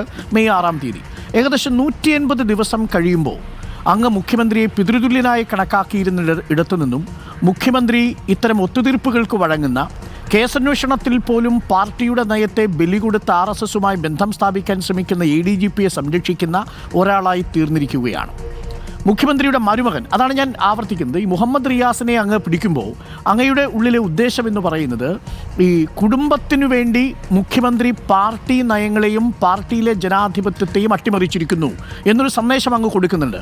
നേരത്തെ ADGPയും P. ശശിയും മാത്രമായിരുന്നെങ്കിൽ ഇപ്പോൾ ആ പട്ടികയിലേക്ക് മുഹമ്മദ് റിയാസ് കൂടി വരുന്നുണ്ടോ ശ്രീ PV അൻവർ? ഇതൊക്കെ ജനങ്ങൾ പരിശോധിക്കട്ടെ എന്ന്. ജനങ്ങൾ പരിശോധിക്കട്ടെ ഞാൻ പറഞ്ഞ കാര്യങ്ങൾ. പാർട്ടിക്ക് പരിശോധിക്കാൻ ഏതായാലും കഴിയില്ല. പാർട്ടി സഖാക്കൾ പരിശോധിക്കട്ടെ. ഇതൊക്കെ സോഷ്യൽ ഓഡിറ്റിങ്ങിന് വിധേയമാണല്ലോ. സെൽഫായിട്ടുള്ള സോഷ്യൽ ഓഡിറ്റിങ് നടത്താമല്ലോ ഓരോരുത്തർക്കും. ഞാനൊക്കെ അത് അങ്ങോട്ട് വിട്ടുകൊടുക്കുകയാണ്. പൊതുസമൂഹത്തിൻ്റെയും പാർട്ടിയിലെ സാധാരണ സഖാക്കളുടെയും കയ്യിലേക്ക് വിട്ടുകൊടുക്കുകയാണ്. അപ്പം അതങ്ങനെ പോട്ടെ. അല്ല, പക്ഷെ അപ്പോഴും നിങ്ങൾ രാഷ്ട്രീയ ചർച്ച അവിടെ നിൽക്കട്ടെ. പിണറായി വിജയനെ കണക്കാക്കിയിരുന്ന PV അൻവറിന് ആ പിതൃതുല്യ ഭാവം നഷ്ടപ്പെട്ടത് ഏതു ഘട്ടത്തിലാണ്? അല്ല, ഒരു പിതാവിൻ്റെ പണിയല്ലല്ലോ ഒരു മകനെ കള്ളനാണ് ആക്കിയത്. അല്ലെങ്കിൽ കള്ളന്മാർക്ക് കൂട്ടുനിൽക്കുന്ന ഈ നാട്ടിൽ രാജ്യദ്രോഹ കുറ്റം നടത്താൻ നേതൃത്വം നൽകുന്നവനായി ആ മകനെ ആയിട്ടാണ് ചിത്രീകരിച്ചത്. മനസ്സിലായോ? അപ്പോൾ എന്നെ രാഷ്ട്രീയമായി തള്ളി പറഞ്ഞാൽ എനിക്കൊരു പ്രശ്നമില്ല. അൻവർ കോൺഗ്രസിൽ നിന്ന് വന്നാണ്. അൻവർ പറഞ്ഞത് ശരിയായില്ല, ആ രീതി ശരിയല്ല, എല്ലാം ഐ വിൽ അഗ്രി, ഒന്നും പ്രശ്നമില്ല. അതിലപ്പുറമുള്ള കാര്യങ്ങൾ പറഞ്ഞു. 5 മിനിറ്റ് അദ്ദേഹം ഇരുന്നെന്ന് പറഞ്ഞു. ഞാനന്ന് തള്ളി പറഞ്ഞോ? ഒന്നും ഞാൻ തള്ളി പറഞ്ഞിട്ടില്ലല്ലോ. ഞാനതൊക്കെ അഡ്മിറ്റ് ചെയ്യുന്നു. പക്ഷേ ഒരു സമൂഹത്തിൻ്റെ മുമ്പിൽ മൊത്തം ഒരു കള്ളക്കടത്ത് ഇതിൻ്റെ പിന്നിൽ ഒരു വലിയ സോഷ്യൽ ഇഷ്യൂ ഞാൻ പുറത്തേക്ക് ഇട്ടപ്പോൾ ആ പറഞ്ഞ് എന്നെ കള്ളനാക്കാൻ അദ്ദേഹം പരിശ്രമം നടത്തിയാൽ അതിന് ഞാൻ നേരിടൂലേ? ഞാൻ ബഹുമാനപ്പെട്ട മുഖ്യമന്ത്രിയോട് വളരെ ബഹുമാനപൂർവ്വം ഇപ്പോഴും പറയുന്നു, 188ഓളം കേസുകളാണ് പോലീസ് 102 CRPC പ്രകാരം ഈ സ്വർണ്ണക്കള്ളക്കടത്തിൽ ഇവിടെ രജിസ്റ്റർ ചെയ്തിട്ടുള്ളത്. ഒരു സിറ്റിംഗ് ജഡ്ജിയെ കൊണ്ട് ഹൈക്കോടതിയിലെ അന്വേഷിപ്പിക്കാൻ ബഹുമാനപ്പെട്ട മുഖ്യമന്ത്രിയും ഈ ഗവൺമെൻറ്റും തയ്യാറുണ്ടോ? പാർട്ടി ആ നിലപാട് സ്വീകരിക്കണമെന്നാണ് എനിക്ക് പറയാനുള്ളത്. സത്യം പുറത്തു വരട്ടെ. PV അൻവർ പറഞ്ഞതാണോ ശരി, അതല്ല ഈ പോലീസുകാർ എഴുതി കൊടുത്ത മുഖ്യമന്ത്രി വായിച്ച വാറോലയാണോ ശരി എന്നുള്ളത് കേരളത്തിലെ ജനമറിയട്ടെ. തയ്യാറുണ്ടോ? അങ്ങനെ ആ രീതിയിൽ നീതി നടപ്പാക്കാൻ പാർട്ടി തയ്യാറാവുമോ? ഈ ഗവൺമെൻറ് തയ്യാറുണ്ടോ? അല്ലാതെ ഞാനിനി എന്ത് പറയാനാ? ഇതിലപ്പുറം ഇനി എന്ത് പറയാനാ? ഈ 188 ആളെയും ഞാൻ കൊണ്ടുവന്ന് ഈ ടെലിവിഷന് മുമ്പിൽ പ്രദർശിപ്പിച്ചാൽ അത് കുറ്റായി. ഒരു അന്വേഷണം നടത്തിയാൽ അത് കുറ്റായി. ഇത് തെളിവ് അന്വേഷിച്ച് പോയാൽ ഞാൻ അവരുടെ കൂട്ടുകെട്ട് ഗൂഢാലോചനയായി. പിന്നെ ഞാൻ എന്ത് ചെയ്യും? നോക്കൂ, രാഷ്ട്രീയ പരിചയമുള്ള ഒരാളാണ് പിണറായി വിജയൻ. അതും അങ്ങ് തന്നെ പറഞ്ഞതുപോലെ വലിയ തീക്കനലുകളുടെ മുകളിലൂടെ വന്നു എന്ന് താങ്കൾ തന്നെ ആരാധിച്ചിരുന്ന, താങ്കൾ തന്നെ സ്നേഹിച്ചിരുന്ന പിണറായി വിജയൻ. ആ പിണറായി വിജയന് ഈ ADGP MR അജിത് കുമാറുമായി ബന്ധപ്പെട്ട് താങ്കൾ ആരോപിക്കുന്ന ഈ വലിയ സ്വർണ്ണക്കടത്ത് മാഫിയ സംഘത്തിൻ്റെ നീക്കങ്ങൾ അറിയാൻ ശേഷിയില്ല എന്നാണോ താങ്കൾ കരുതുന്നത്? അതായത് താങ്കൾ പറഞ്ഞ ഈ ഗുരുതരമായ 188 സ്വർണ്ണക്കടത്തുകളടക്കം, വലിയ കൊലപാതകങ്ങളടക്കം, ഇടവണ്ണയിലെയും മാമിയുടെയും തിരോധാനമടക്കമുള്ള കേസുകളടക്കം, ഈ വിഷയങ്ങളൊന്നും അന്വേഷിക്കാനും പഠിക്കാനും അറിയാനുമുള്ള ഒരു ശേഷി അങ്ങ് തീക്കനലിലൂടെ വന്ന ഉന്നാൽ മുടിയാതെ തമ്പി എന്ന് അങ്ങ് പലതവണ പോസ്റ്റിട്ട പിണറായി വിജയന് നഷ്ടപ്പെട്ടു എന്നാണോ മനസ്സിലാക്കേണ്ടത്? അതല്ല, പിണറായി വിജയൻ തൻ്റെ മരുമകൻ്റേതടക്കമുള്ള ഒരു കോക്കസിൻ്റെ ഭാഗമായി ഇതറിഞ്ഞിട്ടും അറിയാതിരിക്കുന്നു എന്നാണോ മനസ്സിലാക്കാൻ ശ്രമിക്കേണ്ടത്? ഇതൊക്കെ വളരെ കൃത്യമല്ലേ. ഇനി ഇതിലപ്പുറം എന്താ ചെയ്യാൻ പറ്റും ഡോക്ടറെ? നിങ്ങളെ തന്നെ പറയാം. ഞാനൊരു സാധാരണ മനുഷ്യനല്ലേ. ഇതിലപ്പുറം ഇനി എന്ത് ചെയ്യാൻ സാധിക്കും? ഞാൻ ചോദിക്കട്ടെ, മാമി കേസ് എന്താ? മാമി കേസിൽ സംഭവിച്ചത്? ഈ പറയുന്ന അജിത് കുമാർ ആ കേസ് അട്ടിമറിക്കാൻ പരിശ്രമം നടത്തുന്നു. കേസ് 11 മാസമായിട്ട് എവിടെ എത്തുന്നില്ല. ഈ കഴിഞ്ഞ ജൂൺ മാസം ബഹുമാനപ്പെട്ട മുഖ്യമന്ത്രിയുടെ ഓഫീസിൽ ചെന്ന് മുഖ്യമന്ത്രിയെ ഈ കുടുംബവും ആക്ഷൻ കമ്മിറ്റിയും കാണുന്നു, കാര്യങ്ങൾ വിവരിക്കുന്നു. മുഖ്യമന്ത്രി സ്റ്റേറ്റ് ക്രൈംബ്രാഞ്ച് അന്വേഷിക്കാൻ ഓർഡർ ഇടുന്നു. പൊളിറ്റിക്കൽ സെക്രട്ടറിക്ക് കൈമാറുന്നു. കുടുംബം തിരിച്ചു വരുന്നു. ക്രൈംബ്രാഞ്ച് അന്വേഷിക്കുമെന്ന് പറയുന്നു. കുടുംബം തിരിച്ചു വന്ന് 5 ദിവസം കഴിഞ്ഞ് ജൂൺ 14-നോ 15-നോ ഓർഡർ വരുന്നു. ആരുടെ? ADGP അജിത് കുമാറിൻ്റെ. എന്താണ് ഓർഡർ? സ്റ്റേറ്റ് ക്രൈംബ്രാഞ്ച് അല്ല അന്വേഷിക്കുന്നത്. അദ്ദേഹം ഒരു പുതിയ ഇൻവെസ്റ്റിഗേഷൻ ടീമിനുണ്ടാക്കി. കോഴിക്കോടത്തെ കേസ് അന്വേഷിക്കുന്ന മലപ്പുറത്തെ SP മുമ്പ് ഈ കേസ് അന്വേഷിച്ച് അട്ടിമറിച്ചവരാണ് മുഴുവൻ. പേരും 2-3 ആളുകളെ ചേർക്കുന്നു. എന്താ കാരണം? ആ കുടുംബം അവരുമായി സഹകരിച്ച അന്വേഷണത്തിൽ. ഞാൻ ഈ വിഷയവുമായി ബഹുമാനപ്പെട്ട മുഖ്യമന്ത്രിയെ ഈ കാര്യങ്ങൾ പരാതി പറയുന്നു, പരാതി എഴുതി കൊടുക്കുന്നു. അതിൻ്റെ ഭാഗമായി SITയുടെ കീഴിൽ ക്രൈംബ്രാഞ്ചിനെ തന്നെ സ്റ്റേറ്റ് ക്രൈംബ്രാഞ്ചിനെ അന്വേഷിക്കാൻ ഏൽപ്പിക്കുന്നു.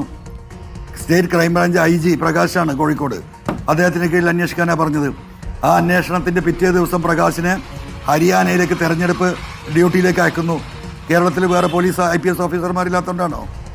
അപ്പോൾ മലപ്പുറം SP ആയിരുന്ന ക്രൈംബ്രാഞ്ച് SP വിക്രമ കേസന്വേഷണം ആരംഭിക്കുന്നു. 3 ദിവസം കേസ് അന്വേഷിക്കുന്നു. ഈ കുടുംബവും ഈ പറയുന്ന ആക്ഷൻ കൗൺസിലും അവർ സംതൃപ്തരാകുന്നു. കുടുംബം എന്നോട് പറഞ്ഞത്, ഞങ്ങൾ പറയാൻ ശ്രമിച്ച പലതുമെന്ന് പോലീസ് എഴുതിയെടുത്തിട്ടില്ല. ഇദ്ദേഹം സത്യസന്ധമായാണ് കാര്യങ്ങൾ ചോദിച്ചത്. അതുകൊണ്ട് ഞങ്ങൾ സാറ്റിസ്ഫൈഡ് ആണ്. ഇതിലെന്തെങ്കിലും ഒരു സത്യം പുറത്തു വരുന്ന ഞങ്ങൾ പ്രതീക്ഷിക്കുന്നു അൻവർ സാറേ എന്ന് പറഞ്ഞതാണ്. 3-ാമത്തെ ദിവസം ഈ ക്രൈംബ്രാഞ്ച് SP വിക്രമിനെ തട്ടുന്നത് വേറെ ഏതോ ഡിപ്പാർട്ട്മെൻറ്റിലേക്ക്, സിവിൽ സപ്ലൈസിലേക്കോ എക്സൈസിലേക്കോ. ഇതെന്താ സ്ഥിതി? ആ കുടുംബം കത്ത് കൊടുക്കുന്നു, ഞാനും കത്ത് കൊടുക്കുന്നു, അവിടുത്തെ പാർട്ടി സെക്രട്ടറിക്ക് കത്ത് കൊടുക്കുന്നു, LDF കൺവീനർക്ക് ഈ കുടുംബം കത്ത് കൊടുക്കുന്നു. എന്താണ് കത്ത്? ഈ വിക്രം തന്നെ SP തന്നെ ഈ അന്വേഷണം പൂർത്തീകരിക്കാൻ അനുവദിക്കണം. ഈ നിമിഷം വരെ കൊടുത്തിട്ടില്ല. ഇന്നലെ ഹൈക്കോടതിയിൽ ആ കുടുംബം പെറ്റീഷൻ ഫയൽ ചെയ്തിരിക്കുകയാണ്. എന്തിന്? വിക്രമിനെ കിട്ടാൻ വേണ്ടി. അതിന്റെ വിശദാംശങ്ങൾ നമ്മൾ ചർച്ച ചെയ്തതാണ്, ഞാൻ അതിലേക്ക് പോകുന്നില്ല. താങ്കൾ പറഞ്ഞ ഒരു പ്രതികരണം അത് താങ്കൾ തിരുത്തി, അതിൽ ഖേദപ്രകടനം നടത്തി. ഇന്നിപ്പോൾ ഇതാ രമേശ് ചെന്നിത്തല 2-ാമത്തെ ദിവസമാണ് താങ്കൾക്ക് പിന്തുണയുമായി പ്രതികരിക്കുന്നത്. അപ്പോൾ കോൺഗ്രസിന്റെ വാതിൽ പതുക്കെ തുറന്നുകൊണ്ടിരിക്കുകയാണ്. അപ്പോൾ താങ്കൾ ഈ നെക്സസ് എന്ന വാചകത്തിൽ ആവർത്തിച്ച് നിന്നു കഴിഞ്ഞാൽ ആ വാതിൽ അടഞ്ഞു പോകാൻ സാധ്യതയുണ്ട്. എന്താണ് ഉദ്ദേശിക്കുന്നത്? അല്ലല്ല, ആ അടയട്ടെ. ഞാനൊരു വാതിലും തുറക്കും എന്ന് കരുതി ഇതിനെ അറിയതല്ല. ഒരു വാതിലും പോയി ഞാൻ മുട്ടുന്ന പ്രശ്നമില്ല. ഒരാളുടെയും ഊര കണ്ട് ഞാൻ തെങ്ങിൻ്റെ മുകളിൽ നിന്ന് താഴേക്ക് ഇറങ്ങിയിട്ടുമില്ല. ഞാനിവിടുത്തെ ജനങ്ങളെ കണ്ടിട്ടും സാധാരണ സഖാക്കളെ കണ്ടിട്ടും ഇറങ്ങിയ വിഷയമാണ്. ആ നെക്സസ് ഇവിടെ നിലനിൽക്കുന്നുണ്ട്. ആ നെക്സസിൽ ഒരുവിധം നേതാക്കന്മാരൊക്കെ പങ്കാളിയാണ്. അവർ ഈ നെക്സസ് ആയതുകൊണ്ട് തന്നെയാണ് കേരളത്തിലെ ജനങ്ങൾക്ക് നീതി കിട്ടേണ്ടത്. ജനങ്ങൾക്കല്ല, പാർട്ടി പ്രവർത്തകർക്ക്. അതെല്ലാ പാർട്ടിയിലുണ്ട്. കോൺഗ്രസിലുണ്ട്, ലീഗിലുണ്ട്, കമ്മ്യൂണിസ്റ്റ് പാർട്ടിയിലുണ്ട്. അപ്പം അവർക്ക് നീതി കിട്ടാതെ പോകുന്ന, നീതി കിട്ടേണ്ട നാട്ടിലെ പൊതുവിഷയങ്ങളിൽ ഇടപെട്ടിട്ടുള്ള, പ്രത്യേകിച്ചും ചില വ്യക്തികൾ നടത്തിയിട്ടുള്ള പല കേസുകളും അത് സത്യമാണെന്ന് മനസ്സിലാക്കി ആ വ്യക്തികൾക്കെതിരെ സഖാക്കൾ നടത്തിയ പോരാട്ടം, അല്ലെങ്കിൽ ലീഗ് പ്രവർത്തകർ നടത്തിയ പോരാട്ടം, അല്ലെങ്കിൽ കോൺഗ്രസ് പ്രവർത്തകർ നടത്തിയ പോരാട്ടം അവസാനം എത്തുമ്പോൾ ഈ പറയുന്ന ആർക്കെതിരെയാണോ പോരാട്ടം നടത്തിയത് ആ പാർട്ടിയുടെ നേതാവും ആ പോരാട്ടം നടത്തിയ വ്യക്തിയും തമ്മിൽ മറ്റൊരു ഇടപാടുണ്ടാകുന്നു. ഈ വിഷയം അവസാനിക്കുന്നു. ഇതിൽ ഇടപെട്ട ഏത് പാർട്ടി പ്രവർത്തകരാണെങ്കിലും അവർ അന്തം വിട്ടു നിൽക്കുന്നു. അവർക്ക് ആ സത്യം പുറത്തു കൊണ്ടുവരാൻ കഴിയാതെ ആകുന്നു. അവർ സമൂഹത്തിന് മുമ്പിൽ വഷളാകുന്നു. ഇതാണ് ഈ നെക്സസിൻ്റെ ഭാഗം. അതാണ് ഈ നാട്ടിൽ നടക്കുന്നത്. ഇപ്പോൾ ഡോക്ടർ പറഞ്ഞു, അരുൺ പറഞ്ഞു, നമുക്ക് രാഷ്ട്രീയം അവിടെ നിൽക്കട്ടെ, നമുക്ക് ഇത് ചർച്ച ചെയ്യാം. എനിക്കതിന് താല്പര്യമില്ലെന്നേ. നിങ്ങൾക്ക് രാഷ്ട്രീയം ചർച്ച ചെയ്യാൻ തയ്യാറുണ്ടെങ്കിൽ നമുക്ക് ചർച്ച ചെയ്യാം. ഞാനെന്താ ഈ കാലാകാലം ഈ ആരോപണത്തിന് പിന്നിൽ നടക്കണോ? ഞാനെന്താ ഒരു സ്വപ്ന സുരേഷ് ആവണോ? അതിന് നിങ്ങൾ വേറെ ആളെ നോക്കണം. അല്ല, മറ്റു വിഷയങ്ങൾ അവിടെ നിൽക്കട്ടെ എന്നാണ് സൂചിപ്പിച്ചത്. അത് തെറ്റായി ധരിച്ചതാണെന്ന് തോന്നുന്നു. രാഷ്ട്രീയമാണ് നമ്മൾ ചർച്ച ചെയ്യേണ്ടത് എന്ന് തന്നെയാണ് നമ്മളുടെ പക്ഷം. അതെ ഡോക്ടർ, എൻ്റെ ബഹുമാനപ്പെട്ട പ്രിയപ്പെട്ട ഡോക്ടർ അരുൺജി, ഇവിടെ ചർച്ച ചെയ്യേണ്ട രാഷ്ട്രീയമാണ്. താങ്കൾ അപ്പൊ പറഞ്ഞത് രാഷ്ട്രീയം അവിടെ നിൽക്കട്ടെ, നമുക്ക് ഇത് ചർച്ച ചെയ്യുന്ന അതിനെനിക്ക് സൗകര്യമില്ല ഡോക്ടറെ. ഞാൻ പറയാനല്ലോ പറഞ്ഞു കഴിഞ്ഞു. ഇത് ഇങ്ങനെ ആവർത്തിച്ച് ഈ പൊട്ടന്മാര് പറയുന്ന പോലെ, ഈ സ്വപ്ന സുരേഷ് പറയുന്ന പോലെ ആ കാറ്റഗറിയിലേക്ക് നിങ്ങൾ എന്നെ കൊണ്ടാ ഉദ്ദേശിക്കണ്ട. എനിക്ക് പറയാൻ സൗകര്യമില്ല. രാഷ്ട്രീയം പറയും, ഇത്രയും പറയുന്ന 24 hours ഞാൻ റെഡിയാ. 24 മണിക്കൂർ നമുക്ക് ഇരിക്കാം. രാഷ്ട്രീയം പറയും. താങ്കളിൽ നിന്ന് വ്യക്തിപരമായ ഒരു കാര്യം എനിക്കറിയാനുണ്ട്. അതിതാണ്, വ്യക്തിപരമെന്ന് പറഞ്ഞാൽ രാഷ്ട്രീയമായ ചോദ്യമാണ്. അതിതാണ്, 62 MLA-മാരുണ്ട് CPM-ന് മാത്രം. ആ പാർലമെന്ററി പാർട്ടിയുടെ നേതാവാണല്ലോ മുഖ്യമന്ത്രി. താങ്കൾ പറയുന്ന വളരെ പ്രധാനപ്പെട്ട ഒരു പ്രശ്നമുണ്ട്. എത്ര MLA-മാർക്ക് മുഖ്യമന്ത്രിയെ കാണാൻ കഴിയുന്നുണ്ട്? രണ്ടാം പിണറായി സർക്കാരിൻ്റെ കാലത്തെക്കുറിച്ചാണ് താങ്കൾ പറഞ്ഞിരിക്കുന്നത്. ആദ്യ കാലഘട്ടത്തിൽ അതുണ്ടായിരുന്നു എന്നും താങ്കൾ പറയുന്നുണ്ട്. 62 MLA-മാരിൽ എത്ര പേർക്ക് മുഖ്യമന്ത്രിയെ ആക്സസ് ചെയ്യാൻ കഴിയുന്നുണ്ട്? കഴിയുന്നില്ല. പാർട്ടി ജില്ലാ സെക്രട്ടറിമാർക്ക് കഴിയുന്നില്ല. പാർട്ടിയുടെ മറ്റു നേതാക്കൾക്ക് കഴിയുന്നില്ല. ഒരു പ്രമുഖ നേതാവ് അങ്ങയോട് പറഞ്ഞത്, കഴിഞ്ഞ ദിവസം പറഞ്ഞത്, അദ്ദേഹത്തിൻ്റെ പേര് താങ്കൾ വെളിപ്പെടുത്താത്തതുകൊണ്ട് എനിക്കറിയില്ല, നമ്മളൊക്കെ പറഞ്ഞാൽ കേൾക്കില്ലല്ലോ. ഇതായിരുന്നു അദ്ദേഹത്തിൻ്റെ പ്രതികരണം. ഇങ്ങനെ പാർട്ടിയെ അകറ്റി നിർത്താൻ മുഖ്യമന്ത്രി നേരിട്ട് തീരുമാനിക്കുന്നുണ്ടോ, അതോ താങ്കൾ ഈ അഭിമുഖത്തിൽ തന്നെ ഒരു സൂചന നൽകി മുഹമ്മദ് റിയാസിന് ഇക്കാര്യത്തിലൊരു റോളുണ്ട്, ഈ പറയുന്ന MLA-മാർക്ക്, പ്രതിനിധികൾക്ക്, പാർട്ടി നേതാക്കൾക്ക് മുഖ്യമന്ത്രിയുമായി ആക്സസ് ഉണ്ടാകാതിരിക്കാനുള്ളൊരു ബാരിക്കേഡ് സൃഷ്ടിക്കുന്നതിനകത്ത് മരുമകനും ശശിക്കും പങ്കുണ്ട് എന്ന സൂചനയും താങ്കൾ നൽകിയിട്ടുണ്ട്. എന്താണ് താങ്കളുടെ ഒരു അനുഭവം? അല്ല, എനിക്ക് ആക്സസ് ഉണ്ടായിരുന്നു. കാരണം ഞാൻ ആവശ്യമില്ലാതെ അദ്ദേഹത്തെ പോകാറില്ല, ഞാൻ ഒരാളുടെ അടുത്ത് പോകാറില്ല. എൻ്റെ ഒരു രീതി അതാണ്. വളരെ നിർബന്ധമായും അദ്ദേഹത്തെ അറിയിക്കേണ്ട വിഷയമാണെന്ന് മനസ്സിലാക്കുമ്പോൾ ഞാൻ ഒരാളുടെയും ഒരു പാർട്ടി സെക്രട്ടറിയുടെയും വാതിലിന് പോയി ഞാൻ മുട്ടാറില്ല. ഞാൻ നേരെ അദ്ദേഹത്തോടൊപ്പം നിൽക്കുന്ന അദ്ദേഹത്തിൻ്റെ സ്റ്റാഫുകളുണ്ട്, അവരെ വിളിച്ച് പറയും എനിക്ക് ഇങ്ങനെ ഒരു കാര്യമുണ്ട്, CM-നെ കാണണം എന്ന് പറഞ്ഞാൽ എനിക്ക് പെർമിഷൻ കിട്ടാറുണ്ട്. ഞാൻ ആ കാര്യം പോയി പറയാറുണ്ട്. അത് ഞാനുമായി ബന്ധപ്പെട്ട മണ്ഡലത്തിലെ പ്രശ്നങ്ങളോ അല്ലെങ്കിൽ ജനറലി അദ്ദേഹത്തിൻ്റെ ശ്രദ്ധയിൽപ്പെടുത്തേണ്ട വിഷയങ്ങളോ ആയിരിക്കും. അതിലപ്പുറം കാര്യങ്ങൾ കൈകാര്യം ചെയ്യേണ്ടത് ഈ നാട്ടിലെ ഈ പറഞ്ഞതുപോലെ ഈ പറയുന്ന MLA-മാരെയൊക്കെ നിങ്ങൾ വിളിച്ച് ചോദിക്കുക, ഇവരെത്ര പ്രാവശ്യം CM-നെ നേരിട്ട് പോയി കണ്ടിട്ടുണ്ടെന്ന് ചോദിക്കൂ. നിങ്ങൾ ഒന്ന് ചോദിക്കൂ, ഉണ്ടാവില്ല. പാർട്ടി ലീഡേഴ്സ് അവിടെ വന്നാൽ അവരൊക്കെ അസംതൃപ്തരായി, ഡിസ്സാറ്റിസ്ഫൈഡ് ആയിട്ട്, മനപ്രയാസപ്പെട്ടിട്ടാണ് തിരിച്ചു പോരുന്നത്. അവരെയൊക്കെ ഉദ്ദേശം അവിടെ വരുമ്പോൾ മുഖ്യമന്ത്രി CM-നെ ഒന്ന് കാണണം. നിങ്ങൾ അങ്ങോട്ട് പോകണ്ട, ഞാൻ നോക്കിക്കോളാം, ഇങ്ങോട്ട് CM തിരക്കില്ല. ഇതായിരുന്നു ശശിയുടെ രീതി. അവിടെ MP ജയരാജ് ഇതിൻ്റെ നല്ല സഖാവ്, അദ്ദേഹം എന്താ പറയുക, നിങ്ങൾ വെയിറ്റ് ചെയ്യ്, ഒരു 10 മിനിറ്റ് പുറത്തിരിക്കുക, CM-നെ ഒന്ന് കാണാൻ പറ്റുമോ നോക്കുക. ഇതായിരുന്നു പാർട്ടി ലീഡേഴ്സിനോട് പറഞ്ഞിരുന്നത്, MLA-മാരോട് പറഞ്ഞിരുന്നത്.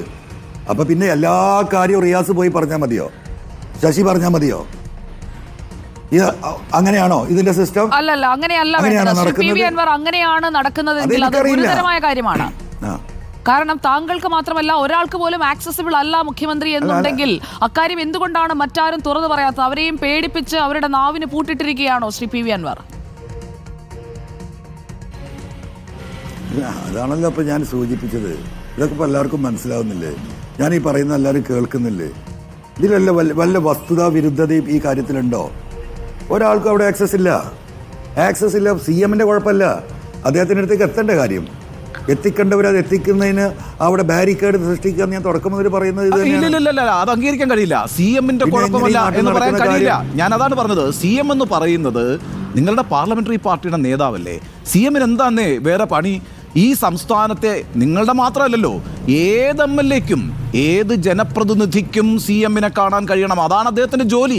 അവരെ കേൾക്കുക എന്നുള്ളതാണ്. അങ്ങനെയാണ് അദ്ദേഹം ജനങ്ങളുടെ പ്രശ്നങ്ങൾ അറിയുക.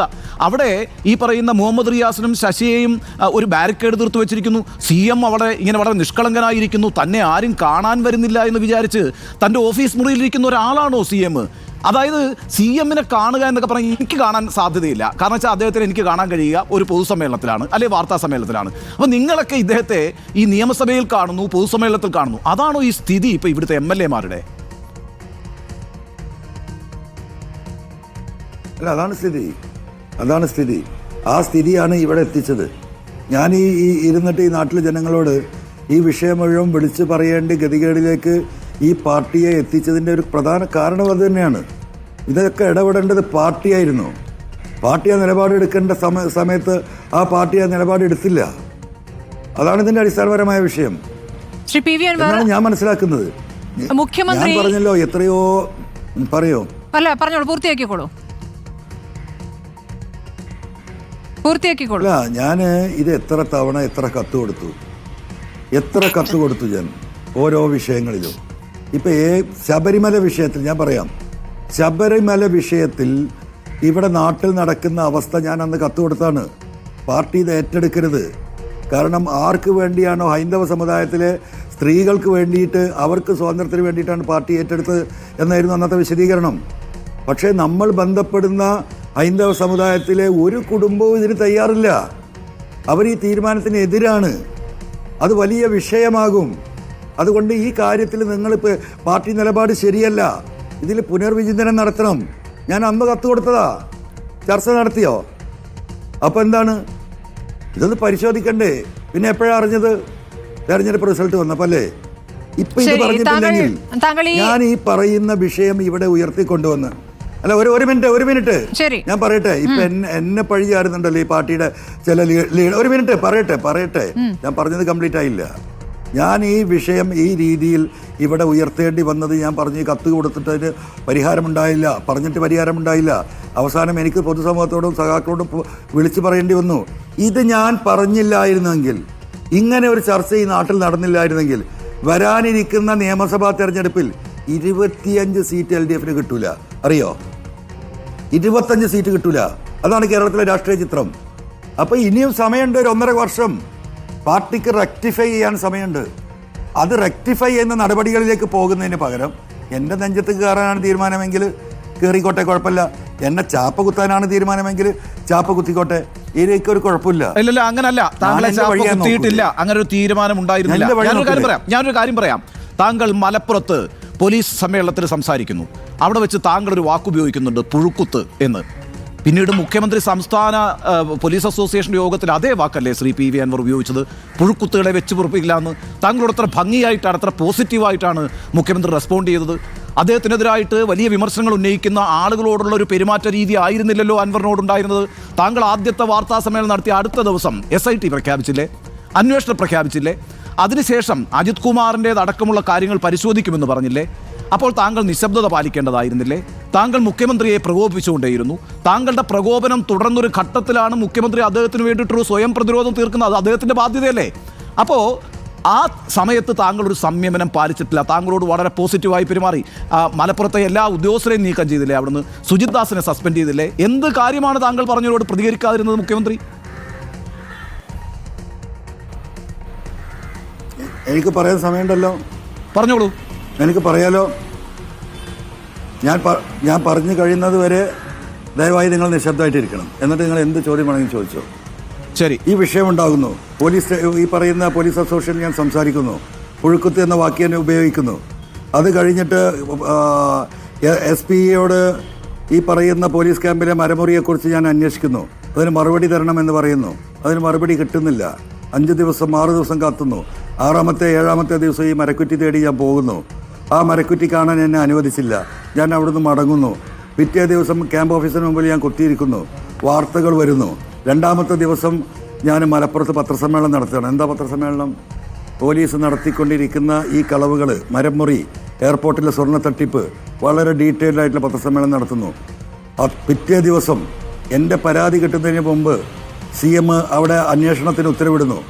SIT രൂപീകരിക്കപ്പെടുന്നു DGP-യുടെ നേതൃത്വത്തിൽ. 2ാമത്തെ ദിവസം ഞാൻ പത്രസമ്മേളനം നടത്തുന്നു. 2ാമത്തെ ദിവസം ഞാൻ പത്രസമ്മേളനം നടത്തുന്ന കഴിഞ്ഞു. 3ാമത്തെ ദിവസം ഞാൻ പത്രസമ്മേളനം, എൻ്റെ ഓർമ്മ ശരിയാണെങ്കിൽ, മുഖ്യമന്ത്രി കോട്ടയത്ത് പോലീസ് ഓഫീസേഴ്സിൻ്റെ അസോസിയേഷനിൽ സംസാരിക്കുന്നു. വളരെ ഗൗരവമായിട്ട് ഒരു പുഴുക്കുത്തുകളെയും ഈ പോലീസിൽ നിർത്തില്ല, നടപടിയുണ്ടാകുമെന്ന് പറയുന്നു. ഈ പറയുന്ന ADGP അജിത് കുമാറിന് മുഖം കൊടുത്തില്ല എന്ന് പറയുന്നു. നിങ്ങളടക്കം റിപ്പോർട്ട് ചെയ്തു. ADGP അജിത് കുമാറിൻ്റെ അവസാനത്തെ പ്രസംഗമായിട്ട് യാത്രയപ്പ് യോഗമാണ് എന്ന രീതിയിലാണ് അദ്ദേഹം പ്രസംഗിച്ചതെന്ന് പറയുന്നു. ഉണ്ണി പറഞ്ഞതുപോലെ അത്രയും സ്പീഡിൽ കാര്യങ്ങൾ നടക്കുന്നു. 4ാമത്തെ ദിവസം ഞാൻ മുഖ്യമന്ത്രിയെ കാണാൻ പോകുന്നു. ഞാൻ വിശദമായ പരാതി കൊടുക്കുന്നു. മുഖ്യമന്ത്രി അത് വായിക്കുന്നു, എന്നോട് ചർച്ച ചെയ്യുന്നു, തീരുമാനമുണ്ടാകുമെന്ന് പറയുന്നു. ADGP അജിത് കുമാറിനെ ഞാൻ മാറ്റി നിർത്തലും അന്വേഷണമെന്ന് പറയുന്നു. തൽക്കാലം നിൽക്കട്ടെ, നമുക്ക് നോക്കാമെന്ന് പറയുന്നു.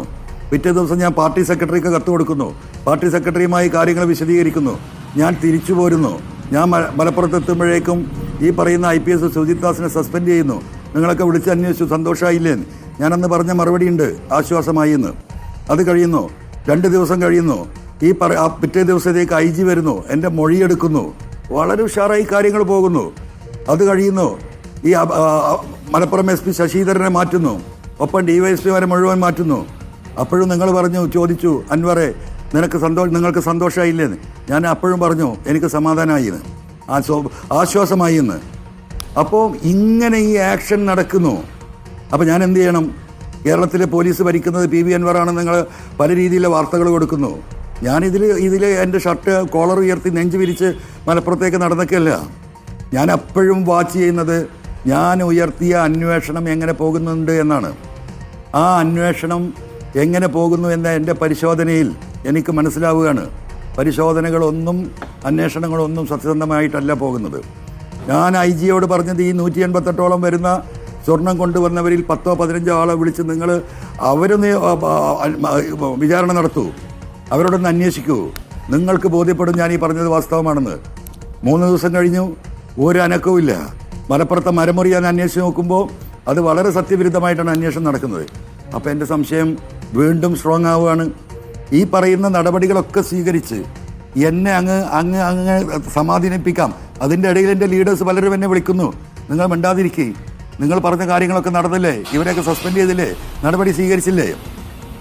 പക്ഷേ എനിക്ക് വേണമെങ്കിൽ അന്ന് എൻ്റെ കോളർ ഉയർത്തി ഞാനാണിത് ഭരിക്കുന്നതെന്ന് പറഞ്ഞിട്ട് ഇറങ്ങായിരുന്നു. ഞാൻ അവിടെ നിർത്തിയില്ല. കാരണം ഞാൻ ഉയർത്തിയ വിഷയങ്ങൾ അപ്പോഴും അവിടെ ബാക്കി കിടക്കുകയാണ്. ഞാൻ ഉയർത്തിയ വിഷയം നാട്ടിലെ സാധാരണക്കാർക്ക് വേണ്ടിയാണ്. ഞാൻ ഉയർത്തിയ വിഷയം നാട്ടിലെ കമ്മ്യൂണിസ്റ്റുകാർക്ക് വേണ്ടിയാണ്. ആ വിഷയങ്ങൾ അവിടെ നിൽക്കുന്നു. അല്ല, അത് അന്വേഷിച്ചുകൊണ്ടിരിക്കുകയല്ലേ? നിങ്ങൾ ഒരു പരാതി കൊടുത്തു കഴിഞ്ഞാൽ ആ പരാതിയുടെ അടിസ്ഥാനത്തിൽ ഞാൻ പൂർത്തിയാക്കിക്കോളൂ. പക്ഷെ പ്രശ്നമുണ്ട്, നിങ്ങൾ കൊടുത്ത പരാതിയുടെ അടിസ്ഥാനത്തിൽ വളരെ വേഗത്തിൽ നടപടികൾ നടക്കുമ്പോൾ ഈ പറയുന്ന അജിത് കുമാറിനെ ഉടനെ സസ്പെൻഡ് ചെയ്യണമായിരുന്നു. അതല്ലേ സർക്കാർ ചോദിക്കുന്നത്. നിങ്ങൾ ആരോപണം പറഞ്ഞ ഉടനെ നടപടി എടുക്കാൻ പറ്റില്ല. ഒരു അന്വേഷണം നടന്നുകൊണ്ടിരിക്കുന്നു ശ്രീ PV അൻവർ. ആ അന്വേഷണത്തിന്റെ റിപ്പോർട്ട് വരുന്നതുവരെ എന്തുകൊണ്ട് താങ്കൾക്ക് ക്ഷമിച്ചുകൂടാ? താങ്കൾ അനുഭവിക്കുന്ന സമ്മർദ്ദം എന്താണ്? ഞാൻ പറഞ്ഞോട്ടെ, പറയൂ. ഞാൻ പറഞ്ഞോട്ടെ ഉണ്ണി. അപ്പോൾ എൻ്റെ സമ്മർദ്ദമല്ല, ഈ അന്വേഷണം 1 മാസത്തിനുള്ളിൽ റിപ്പോർട്ട് കൊടുക്കേണ്ടതാണ്. അത് പ്രഥമ ദൃഷ്ടിയ ഉള്ള അന്വേഷണമാണ്. ആ അന്വേഷണ റിപ്പോർട്ടിൻ്റെ അടിസ്ഥാനത്തിലാണ് അടുത്ത സ്റ്റെപ്പിലേക്ക് ഗവൺമെൻറ് പോകുന്നത്. അപ്പോൾ അതിൽ ഞാൻ ഈ പറഞ്ഞ ഒരാളെ വിളിച്ച്, ഈ സ്വർണം കൊണ്ടുവന്ന ഒരാളെ വിളിച്ച് പോലീസ് അന്വേഷിച്ചിട്ടില്ല. റിദാൻ വധക്കേസിലെ കാര്യങ്ങൾ ഒരു ഇഞ്ച് നീങ്ങുന്നില്ല. മാമി വധക്കേസിലെ അന്വേഷണം നടത്തിയിരുന്ന ക്രൈംബ്രാഞ്ച് SP-യെ മാറ്റുന്നു. മരമുറിയിൽ മരം ലേലത്തിലെടുത്ത വ്യക്തിയിൽ നിന്ന് സത്യസന്ധമായിട്ടല്ല സ്റ്റേറ്റ്മെൻ്റ് എടുത്തിരിക്കുന്നത്. ഇതെല്ലാം ഞാൻ കാണല്ലേ. ഈ കാണുമ്പോൾ എന്താണ് ഞാൻ മനസ്സിലാക്കേണ്ടത്? ഇത്രയും കാര്യങ്ങൾ, ഞാൻ പറഞ്ഞ വാദങ്ങൾ അല്ലെങ്കിൽ ആവശ്യങ്ങൾ ഉന്നയിച്ച് ഈ പോലീസ് ഓഫീസർമാരുടെ വഴി നടപടിയും സ്ഥലമാറ്റമൊക്കെ നടത്തുമ്പോൾ ഞാൻ മിണ്ടാണ്ടിരിക്കണം. ഞാൻ ആവർത്തിച്ച് ഈ പറയുന്ന ഉത്തരവാദിത്തപ്പെട്ടവരോട് പറഞ്ഞു, അന്വേഷണം ശരിയായ രീതിയിലല്ല നടക്കുന്നത് കേട്ടോ, ഒരു രക്ഷയില്ല. അപ്പം പിന്നെ എനിക്കെന്താ? പിന്നെ എനിക്ക് ഈ ഗവൺമെൻറ്റിനെ സമ്മർദ്ദത്തിലാക്കുക എന്നത് മാത്രമേ എൻ്റെ മുമ്പിലുള്ളൂ. ആ സമ്മർദ്ദമാണ് നിരന്തരമായി ഞാൻ സ്റ്റേറ്റ്മെൻറ്റുകൾ കൊടുത്തത്, നിരന്തരമായി ഞാൻ തെളിവുകൾ പുറത്തുവിട്ടത്. ഞാൻ രാഷ്ട്രീയമല്ല എന്ന് പറഞ്ഞത്, തെളിവുകളാണ് വിട്ടത്. ബഹുമാനപ്പെട്ട മുഖ്യമന്ത്രി പത്രസമ്മേളനം നടത്തുന്നതിൻ്റെ 1 മണിക്കൂർ മുമ്പ് ഞാൻ ഈ പറയുന്ന ADGP അജിത് കുമാർ വാങ്ങിയ 2 ഡോക്യുമെൻ്റ് 35 ലക്ഷത്തിന് വാങ്ങി 10 ദിവസം കൊണ്ട് 65 ലക്ഷം വാങ്ങി വിറ്റ സാധനത്തിൻ്റെ ഡോക്യുമെൻ്റ് ഞാൻ കൊടുക്കുകയാണ്. പ്രഥമ ദൃഷ്ടിയ അത് കള്ളത്തരമാണ്, അത് എന്താ പറയുക, അധികാര ദുർവിനിയോഗമാണ്.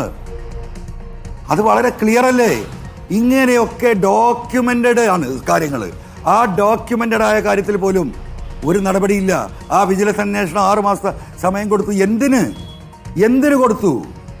അതുകൊണ്ട് തന്നെ നിരന്തരമായി പറഞ്ഞുകൊണ്ടിരുന്നത്. അപ്പോഴല്ലേ ബഹുമാനപ്പെട്ട മുഖ്യമന്ത്രി പുറത്തു വരുന്നത്? അദ്ദേഹം നടത്തിയ സ്റ്റേറ്റ്മെന്റ് നിങ്ങൾ കേട്ടല്ലോ. ഞാൻ ഈ പറഞ്ഞ കാര്യങ്ങളിൽ നിന്ന് ഇത് ഡൈവേർട്ട് ചെയ്തിട്ട് എന്നെ കള്ളനാക്കാനും ഈ കള്ളക്കടത്തുകാർക്ക് ഒപ്പം നിൽക്കുന്നവനാക്കാനല്ലേ നോക്കിയത്. അവിടെയാണ് പ്രശ്നം. ഞാൻ ക്ഷമിക്കാതിരുന്നിട്ടില്ല. എനിക്ക് ഈ പോലീസ് നടപടി ഉണ്ടായപ്പോൾ അത് ആസ്വദിച്ച് നടക്കാമായിരുന്നു. മറ്റൊരു പോലീസ് ഓഫീസർ, ഒരു IPS-കാരൻ കാലി പിടിക്കുക, 25 വർഷം നിങ്ങളുടെ അടിമയായി നടക്കാമോ? എനിക്കെന്താ സ്വീകരിച്ചൂടെ? ഞാൻ അവിടെ ഒന്നും ഒരു കാര്യത്തിനും എൻ്റെ ഒരു സ്വാർത്ഥ ലാഭത്തിന് വേണ്ടിയിട്ട് ഒരു തീരുമാനം എടുത്തിട്ടില്ല. ഈ വിഷയം അത്ര ഗൗരവമാണ്. അടുത്ത തലമുറയ്ക്ക് ഇവിടെ ജീവിക്കണം. മനുഷ്യൻ്റെ അവസാനത്തെ അത്താണ് ഈ പോലീസ് സ്റ്റേഷനാണ്. ആ പോലീസ് സ്റ്റേഷനിലേക്ക് ഒരു പരാതിയുമായി നീതി കിട്ടുമെന്ന് കരുതി പോകാൻ കഴിയാത്ത അവസ്ഥയിലേക്ക് ഈ പറയുന്ന വർഗീയവൽക്കരണം പോലീസിൽ നടക്കുന്നു. അത് തന്നെയാണ് എന്റെ പ്രശ്നം. അല്ല, അങ്ങനെയാണെങ്കിൽ വളരെ ക്ലിയറായി. താങ്കൾ ആന്റിസിപ്പേറ്റ് ചെയ്യുന്നത് ഈ പറയുന്ന MR അജിത് കുമാറിനെ എതിരായിട്ടുള്ള അന്വേഷണം എവിടെയും എത്തില്ല, അദ്ദേഹം എക്സോണറേറ്റ് ചെയ്യപ്പെടും, അദ്ദേഹത്തിനെതിരായിട്ടുള്ള ആരോപണങ്ങൾക്കൊന്നും തെളിവില്ല എന്നൊരു റിപ്പോർട്ട് വരും. അങ്ങനെയാണ് എങ്കിൽ അജിത് കുമാർ വെറുതെ ഇരിക്കില്ല ശ്രീ PV അൻവർ. അദ്ദേഹം താങ്കൾക്കെതിരായി നിയമ നടപടികളുമായി മുന്നോട്ട് പോകും. താങ്കൾ അങ്ങനെ അതിനെ ആൻറ്റിസിപ്പേറ്റ് ചെയ്യുന്നുണ്ട്. അതുകൊണ്ടാണ് താങ്കൾ നിരന്തരം അദ്ദേഹത്തെ ടാർഗറ്റ് ചെയ്തുകൊണ്ട് വാർത്താ സമ്മേളനങ്ങൾ നടത്തുന്നത്. കഴിഞ്ഞ ദിവസം താങ്കൾ പറഞ്ഞല്ലോ, ഈ അജിത് കുമാറിനെ എനിക്ക് നന്നായി അറിയാം, അദ്ദേഹത്തിൻ്റെ സ്വാധീനം അറിയാം. അത് അദ്ദേഹത്തിന് കേരളത്തിൽ മാത്രമല്ല, ദുബായിൽ, വിദേശത്ത്, മറ്റ് സംസ്ഥാനങ്ങളിലൊക്കെ സ്വാധീനമുള്ള ആളാണ് അജിത് കുമാർ. അദ്ദേഹം എന്നെ എന്തും ചെയ്തു കളയും എന്നുകൂടി താങ്കൾ പറഞ്ഞിട്ടുണ്ട്. അപ്പോൾ താങ്കളെ സംബന്ധിച്ചിടത്തോളം ഒരു പ്രതീക്ഷയും ഈ അന്വേഷണ റിപ്പോർട്ട് സംബന്ധിച്ചില്ല. ഒരു പ്രതീക്ഷയില്ല ഉണ്ണി, 1% ഉണ്ണി. കേരളത്തിലെ ജനങ്ങളോട് ഞാൻ പറയാണ്, ഒരു പ്രതീക്ഷയില്ല, ഒരു പ്രതീക്ഷയും വെക്കുകയും വേണ്ട. അന്വേഷണ റിപ്പോർട്ട് സത്യസന്ധമായി പോയാൽ സെൻട്രൽ ജയിലാണ് ഈ പറയുന്ന സുജിത് ദാസിനും ഈ പറയുന്ന ADGP അജിത് കുമാറിനും. ഒരു തർക്കമില്ല, അവർക്ക് ആ ജയിലിൽ നിന്ന് കയറാൻ കഴിയില്ല. അത്രമാത്രം കൃത്യമായി ഈ സത്യസന്ധമായി ഈ അന്വേഷണം നടത്തിയാൽ അത് ഉറപ്പാണ്. അതിന് പോയിട്ട് 10% നീതിപൂർവ്വം ഉണ്ണി അന്വേഷണം നടക്കണ്ടേ? 10%. ഇങ്ങനൊരു അനീതി ഉണ്ടോ? ലോകത്ത് എവിടെയെങ്കിലും നടക്കുമോ? ഇനിയിപ്പോൾ തട്ടാൻ്റെ തെളിവ് കൊടുക്കാൻ ഞാൻ പോകണം അല്ലേ? നീ ഇന്ന് പോകാമെന്ന് പറഞ്ഞാൽ എനിക്ക് ഇന്ന് സമയം തെറ്റി, നാളെ ഈ പത്രക്കാരെയും കൊണ്ട് ഞാൻ പോകും. ഇതൊക്കെയും ഈ മനുഷ്യർക്കറിയാം. ഞാൻ എൻ്റെ പൊന്നുണ്ണി ഡോക്ടർ ഉണ്ടല്ലോ, ഇവിടെ കേൾക്കുന്നുണ്ടല്ലോ, എല്ലാവരും ഉണ്ട്. ഞാൻ ഇനി എന്താ ചെയ്യേണ്ടത്? അല്ലല്ല, ഞാൻ ചോദിക്കട്ടെ, ഈ കൊണ്ടോട്ടിയ അതായത് ഈ കാടടച്ചുകൊണ്ടുള്ള ഈ ഉദ്യോഗസ്ഥരുടെ സ്ഥലം മാറ്റം കണ്ടു, അവരുടെ സ്ഥാനചലനങ്ങൾ നമ്മൾ കണ്ടു. അന്ന് രാത്രിയിൽ അങ്ങ് പറഞ്ഞതുപോലെ ഞങ്ങളെല്ലാവരും ഇത് പിണറായി വിജയനെതിരെ PV അൻവർ പിണറായി വിജയനോടൊപ്പം നിന്നുകൊണ്ട് നേടിയ വിജയം എന്ന രീതിയിലൊക്കെ പല രീതിയിൽ ഇടതുപക്ഷത്തിലെ പ്രൊഫൈലുകളൊക്കെ താങ്കളെ പുകഴ്ത്തി എഴുതിയത് കണ്ടു. യഥാർത്ഥത്തിൽ ആ കാടടച്ചുള്ള സ്ഥലം മാറ്റവും ആ വലിയ സ്ഥാനചലനങ്ങളുമെല്ലാം അങ്ങയെ കളിപ്പിക്കാൻ വേണ്ടിയായിരുന്നു എന്നാണോ അങ്ങ് ധരിക്കുന്നത്? ഇന്നലെ അങ്ങ് പറഞ്ഞത് മുഖ്യമന്ത്രി താങ്കളെ ചതിച്ചു എന്നാണ്. ഒരുപക്ഷെ ഇത് മുൻനിർത്തിയാണോ താങ്കൾ ഇന്നലെ അങ്ങനെ പറഞ്ഞത്?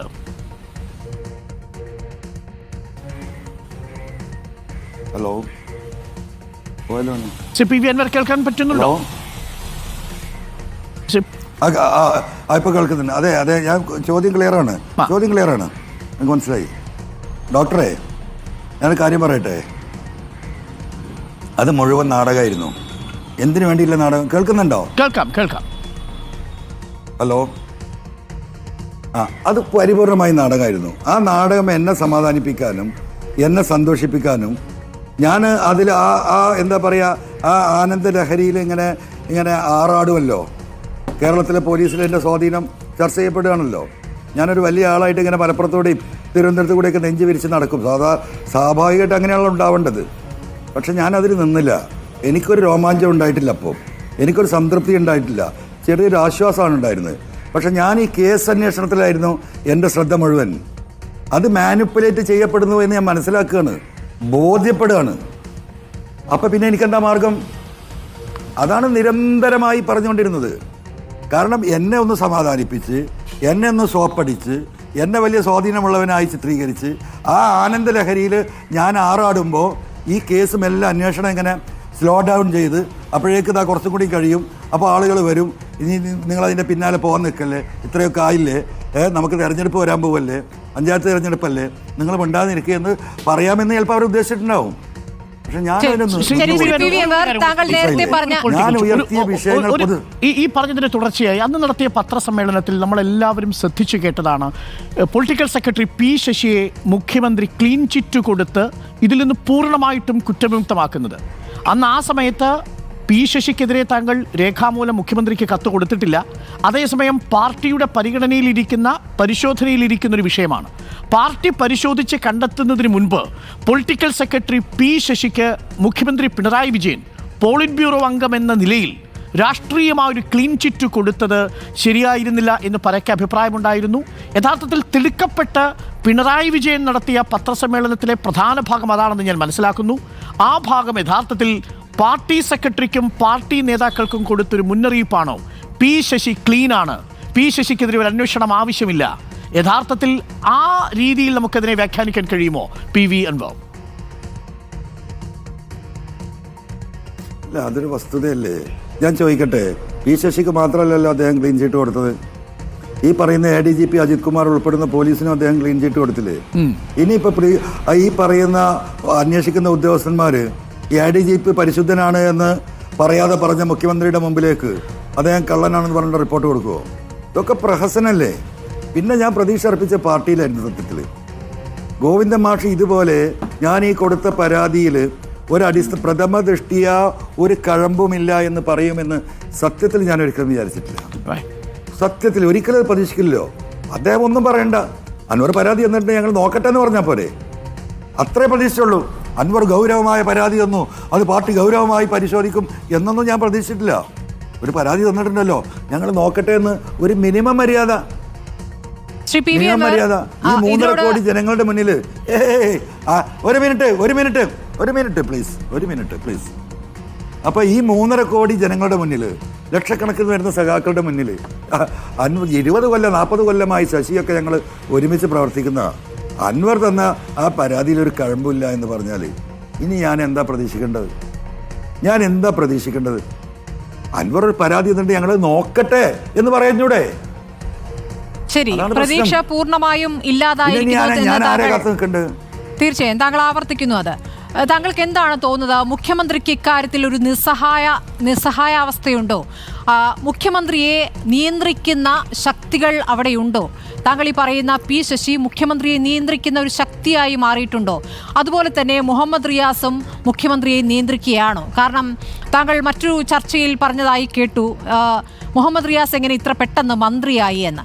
അപ്പോൾ റിയാസ് ഇതിൽ ഒരു പ്രധാനപ്പെട്ട റിയാസിനെതിരെ താങ്കൾ പലതരത്തിൽ റിയാസ് എന്ന പേര് ആവർത്തിക്കുന്നുണ്ട് ഇന്നലെ വാർത്താ സമ്മേളനത്തിലും. അപ്പോൾ റിയാസ് വേഗത്തിൽ മന്ത്രിയായി, റിയാസ് മുഖ്യമന്ത്രിയെ നിയന്ത്രിക്കുന്നു, മുഖ്യമന്ത്രിയിലേക്ക് MLA-മാർക്ക് എത്താത്ത വിധത്തിൽ ഒരു നിയന്ത്രണം, ഒരു മതിലുണ്ടാക്കുന്നതിൽ റിയാസിന് പ്രധാന പങ്ക് എന്നൊരു ആരോപണമുണ്ടോ ശ്രീ PV അൻവർ? ആ തരത്തിൽ മുഖ്യമന്ത്രി നിസ്സഹായനാണോ? അല്ലാതെ അതിലൊരു തിരുത്തുണ്ട്. നിങ്ങൾ ചില കാര്യങ്ങൾ മനസ്സിലാക്കുന്നിടത്തിൽ തെറ്റായിരിക്കും. ഞാൻ ചോദിച്ചത് ഇത്ര പെട്ടെന്ന് ഇത്രയും സീനിയർ മോസ്റ്റ് ആയിട്ടുള്ള പാർട്ടി ലീഡേഴ്സ് ഉണ്ടായിട്ട് മന്ത്രി ആയിക്കോട്ടെ, റിയാസ് മന്ത്രി അല്ല അർഹത ഉണ്ട്, യാതൊരു ഡൗട്ടുമില്ല. അദ്ദേഹം SFIയുടെയും DYFIയുടെയും ഒക്കെ വലിയ നേതാവായി നന്നായി പ്രവർത്തിച്ച തർക്കമില്ല. മന്ത്രി ആയിക്കോട്ടെ, മന്ത്രി ഏത് പൊട്ടനും ആവാം. ഇവിടുത്തെ മന്ത്രിമാരുടെ ക്വാളിറ്റി ഈ കഴിഞ്ഞ ഒരു 1957 സംസ്ഥാനം ഉണ്ടായതിനു ശേഷമുള്ള പരിശോധിച്ച് നോക്കിയാൽ പലതിൻ്റെ ഭാഗമായി, പാർട്ടിയുടെ ഭാഗമായി, സമുദായത്തിൻ്റെ ഭാഗമായി, കക്ഷിയുടെ ഭാഗമായി, കച്ചവട ബന്ധത്തിൻ്റെ ഭാഗമായിട്ടൊക്കെ ഒരുപാട് ആളുകൾ മന്ത്രിയായിട്ടുണ്ട് കേരളത്തിൽ, എല്ലാ പാർട്ടിയിലും. അപ്പോൾ ഈ മന്ത്രി വലിയൊരു സംഭവമൊന്നുമില്ല, എനിക്കങ്ങനെ ഒരിക്കലും തോന്നിയിട്ടില്ല. അപ്പോൾ അത് പോട്ടെ, അതാർക്കും ആകാം.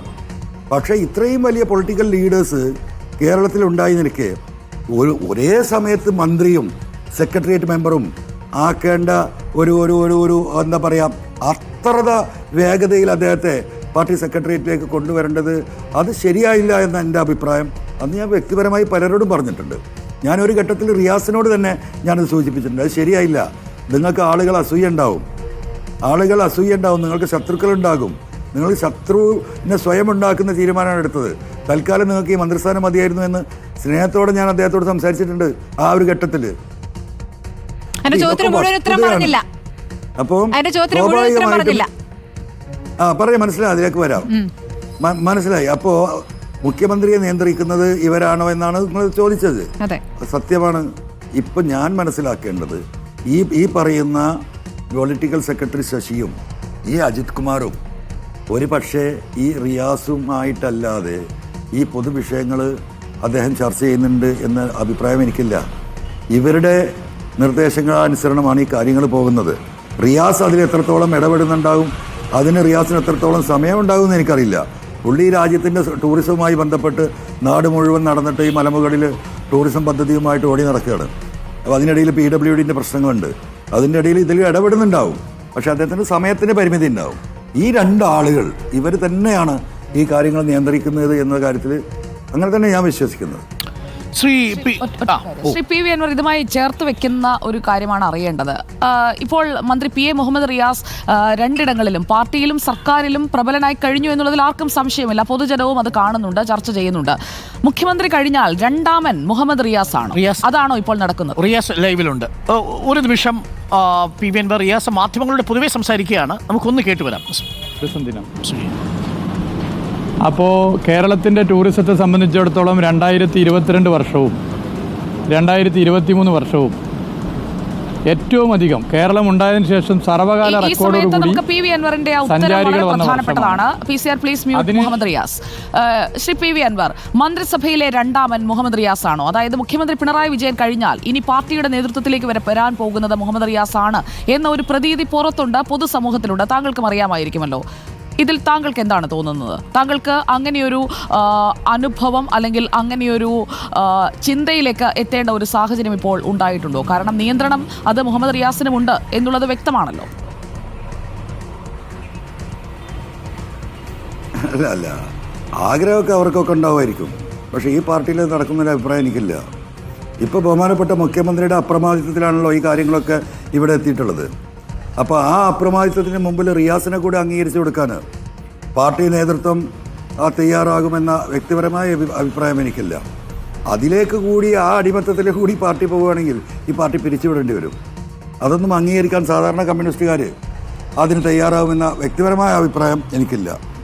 ശ്രീ പി വി അൻവർ, ഞാനിത് ചോദിക്കാൻ കാരണം MLA മാർക്ക് മുഖ്യമന്ത്രിയിലേക്ക് ആക്സസ് ഇല്ല, MLA മാർക്ക് ആക്സസ് ഇല്ല. മന്ത്രിമാർ തന്നെ ഇപ്പോൾ താങ്കൾക്കെതിരെ തുടരെ പ്രതികരണങ്ങൾ നടത്തുന്നുണ്ട്. ഞാൻ ഇതിനിടയിൽ നോക്കുമ്പോൾ താങ്കൾ നമ്മളോട് സംസാരിച്ചുകൊണ്ടിരിക്കുന്നതിനിടയിൽ മന്ത്രി സജി ചെറിയാന്റെ, കഴിഞ്ഞ ദിവസം മന്ത്രി വി ശിവൻകുട്ടിയുടെ, അങ്ങനെ മന്ത്രിമാരുടെ, MLA മാരുടെ, പാർട്ടി നേതാക്കളുടെ ഒക്കെ പ്രതികരണങ്ങൾ തുടരെ പി വി അൻവർ തെറ്റാണ് എന്ന് സ്ഥാപിക്കാൻ വന്നുകൊണ്ടേയിരിക്കുകയാണ്. എല്ലാത്തിൻ്റെയും വാചകങ്ങളും വരികളും അർത്ഥവും എല്ലാം ഒരേ രീതിയിലാണ് ചലിക്കുന്നത്. അപ്പോൾ സംഘടിതമായി താങ്കൾക്കെതിരെ നീങ്ങാനുള്ള നിർദ്ദേശം അവിടെ വന്നു കഴിഞ്ഞിരിക്കുകയാണ്. ഇങ്ങനെയുള്ള ഒരു പാർട്ടിയിൽ നിന്ന് ഇപ്പോൾ താങ്കൾ പറഞ്ഞതുപോലെ PA മുഹമ്മദ് റിയാസ് മുകളിലേക്ക് ഇനിയും ഉയരില്ല എന്നെങ്ങനെ പറയാൻ കഴിയും? എനിക്കൊരു ഉപകാരം ചെയ്യോ? ശിവൻകുട്ടി സഖാവിൻ്റെ സ്റ്റേറ്റ്മെൻറ്റ് ഇന്നലെ പറഞ്ഞത് ഞാനത് പറഞ്ഞു കേട്ടു. ആ ഫേസ്ബുക്ക് പോസ്റ്റ് ഒന്ന് എടുത്തിട്ട് അതിൻ്റെ അടിയിൽ വരുന്ന കമൻസ് ഒന്ന് വായിക്കോ, ഒന്ന് ഓഫീസ് അവിടെ പറയോ, ഒരു 3-4 കമൻസ് വായിക്കാൻ. അല്ല, ഒന്ന് വായിപ്പിക്കോ, പിന്നെന്താ ചെറിയ ഉപകാരം ചെയ്യും. അതാണ് താങ്കളുടെ ബലം. അതെ 292 കമന്റുകളുണ്ട് വി ശിവൻകുട്ടിയുടെ പോസ്റ്റിന്. ഇങ്ങനെ പോയാൽ അവസാനം പാർട്ടിയിൽ നേതാക്കന്മാർ മാത്രം അവശേഷിക്കും എന്നൊരാൾ. സഖാവെ എന്തു പറഞ്ഞാലും പരിഹസിച്ചാലും അൻവർ ആരായാലും അൻവറിന്റെ ആരോപണം പ്രസക്തിയുള്ളതാണ്.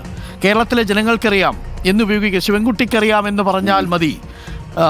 എന്ത് തേങ്ങയാണ് സഖാവ് പറയുന്നത്? സ്വർണ്ണക്കടത്തുകാരെ പിടിക്കുന്നതാണ് അൻവറിന്റെ പ്രശ്നം. ഇങ്ങനെയാണ് വളച്ചൊടിക്കൽ. അൻവർ മാത്രമല്ല, ജലീൽ കാരാട്ട്, റിയാസ് പുലിക്ക്, ലോകത്ത് തുടങ്ങി പല ഇടതുപക്ഷത്തിന്റെ സ്വതന്ത്ര മാതൃക, പാർട്ടിയെ അങ്ങ് വെളുപ്പിക്കാൻ ധൃതിയായി തുടങ്ങിയ കാര്യങ്ങളാണ്. 85% അങ്ങേക്ക് അനുകൂലമാണ്. മന്ത്രി സജി ചെറിയാന്റെ പോസ്റ്റിലേത് കൂടി P V Anvar V Sivankutty എന്ന് പറഞ്ഞു. മന്ത്രി സജി ചെറിയാൻ 1 മണിക്കൂർ മുൻപാണ്, നമ്മൾ സംസാരിച്ചു തുടങ്ങിയതിന് ശേഷമാണ് പോസ്റ്റ് ഇട്ടത്. അതിൽ വലിയ വിമർശനത്തോടെയാണ് ആ പോസ്റ്റ്. വലതുപക്ഷ ഓച്ചാരം വാങ്ങി അധിക്ഷേപിച്ച് കളയാമെന്ന് കരുതിയാൽ ആ പരിപ്പ് ഇവിടെ വേവില്ല എന്നൊക്കെ, ആന മതിച്ചിട്ട് കുലുങ്ങാത്തത് ഇനി കോഴി ചെനച്ചിട്ട് കുലുങ്ങാൻ പോകുന്നില്ല എന്നതാണ് സജി ചെറിയാന്റെ പോസ്റ്റ് അവസാനിക്കുന്നത്. ശ്രീ പി വി അൻവർ, അതിലെ മറുപടി, എത്ര കാലം ഇങ്ങനെ അടിമയായി ജീവിക്കും സഖാവേ? RSS നേതാക്കളെ കാണാൻ പോയ ADGP ഇപ്പോഴും ആ സ്ഥാനത്തിരിക്കുന്നു, അതിനുള്ള മറുപടി മാത്രം തന്നാൽ മതി, ബാക്കിയെല്ലാം അവിടെ നിൽക്കട്ടെ എന്ന് അബ്രാർ ചുള്ളിയോടിന്റെ മറുപടി കമന്റ് വന്നിട്ടുണ്ട്. നമ്മുടെ ഒരു കാര്യം കൂടി അങ്ങോട്ട് പറയാം. നമ്മുടെ സ്വരാജിന്റെ വീഡിയോയ്ക്ക് താഴെ വന്നിരിക്കുന്ന കമന്റ്, സ്വരാജ് നിങ്ങൾക്കുള്ള മതിപ്പും ഇല്ലാതാക്കല്ലേ, എല്ലാം ജനങ്ങൾ കാണുന്നുണ്ട് സാർ, ഞങ്ങൾ പൊട്ടന്മാരല്ല, കേരളത്തിലെ ജനങ്ങൾക്ക് ഉറപ്പുണ്ട് എന്ന് തുടങ്ങി ഒരുപാട്. ശരിക്കൊപ്പമല്ല, ശരിക്കൊപ്പമാണ് പാർട്ടി നേതാക്കളുമെന്ന് വീണ്ടും തുറന്നു പറയുന്നത്. അത് സ്വരാജിന്റെ വീഡിയോയ്ക്ക് താഴെ വന്നിരിക്കുന്നതാണ്. ശ്രീ പി വി അൻവർ, ഈ സൈബർ സംഘങ്ങളെയൊക്കെ മുഴുവൻ താങ്കൾ കാശ് കൊടുത്ത് നിലനിർത്തുന്നതാണെന്നാണ് പൊതുക്കെ പറയുന്നത്, അങ്ങനെയാണോ?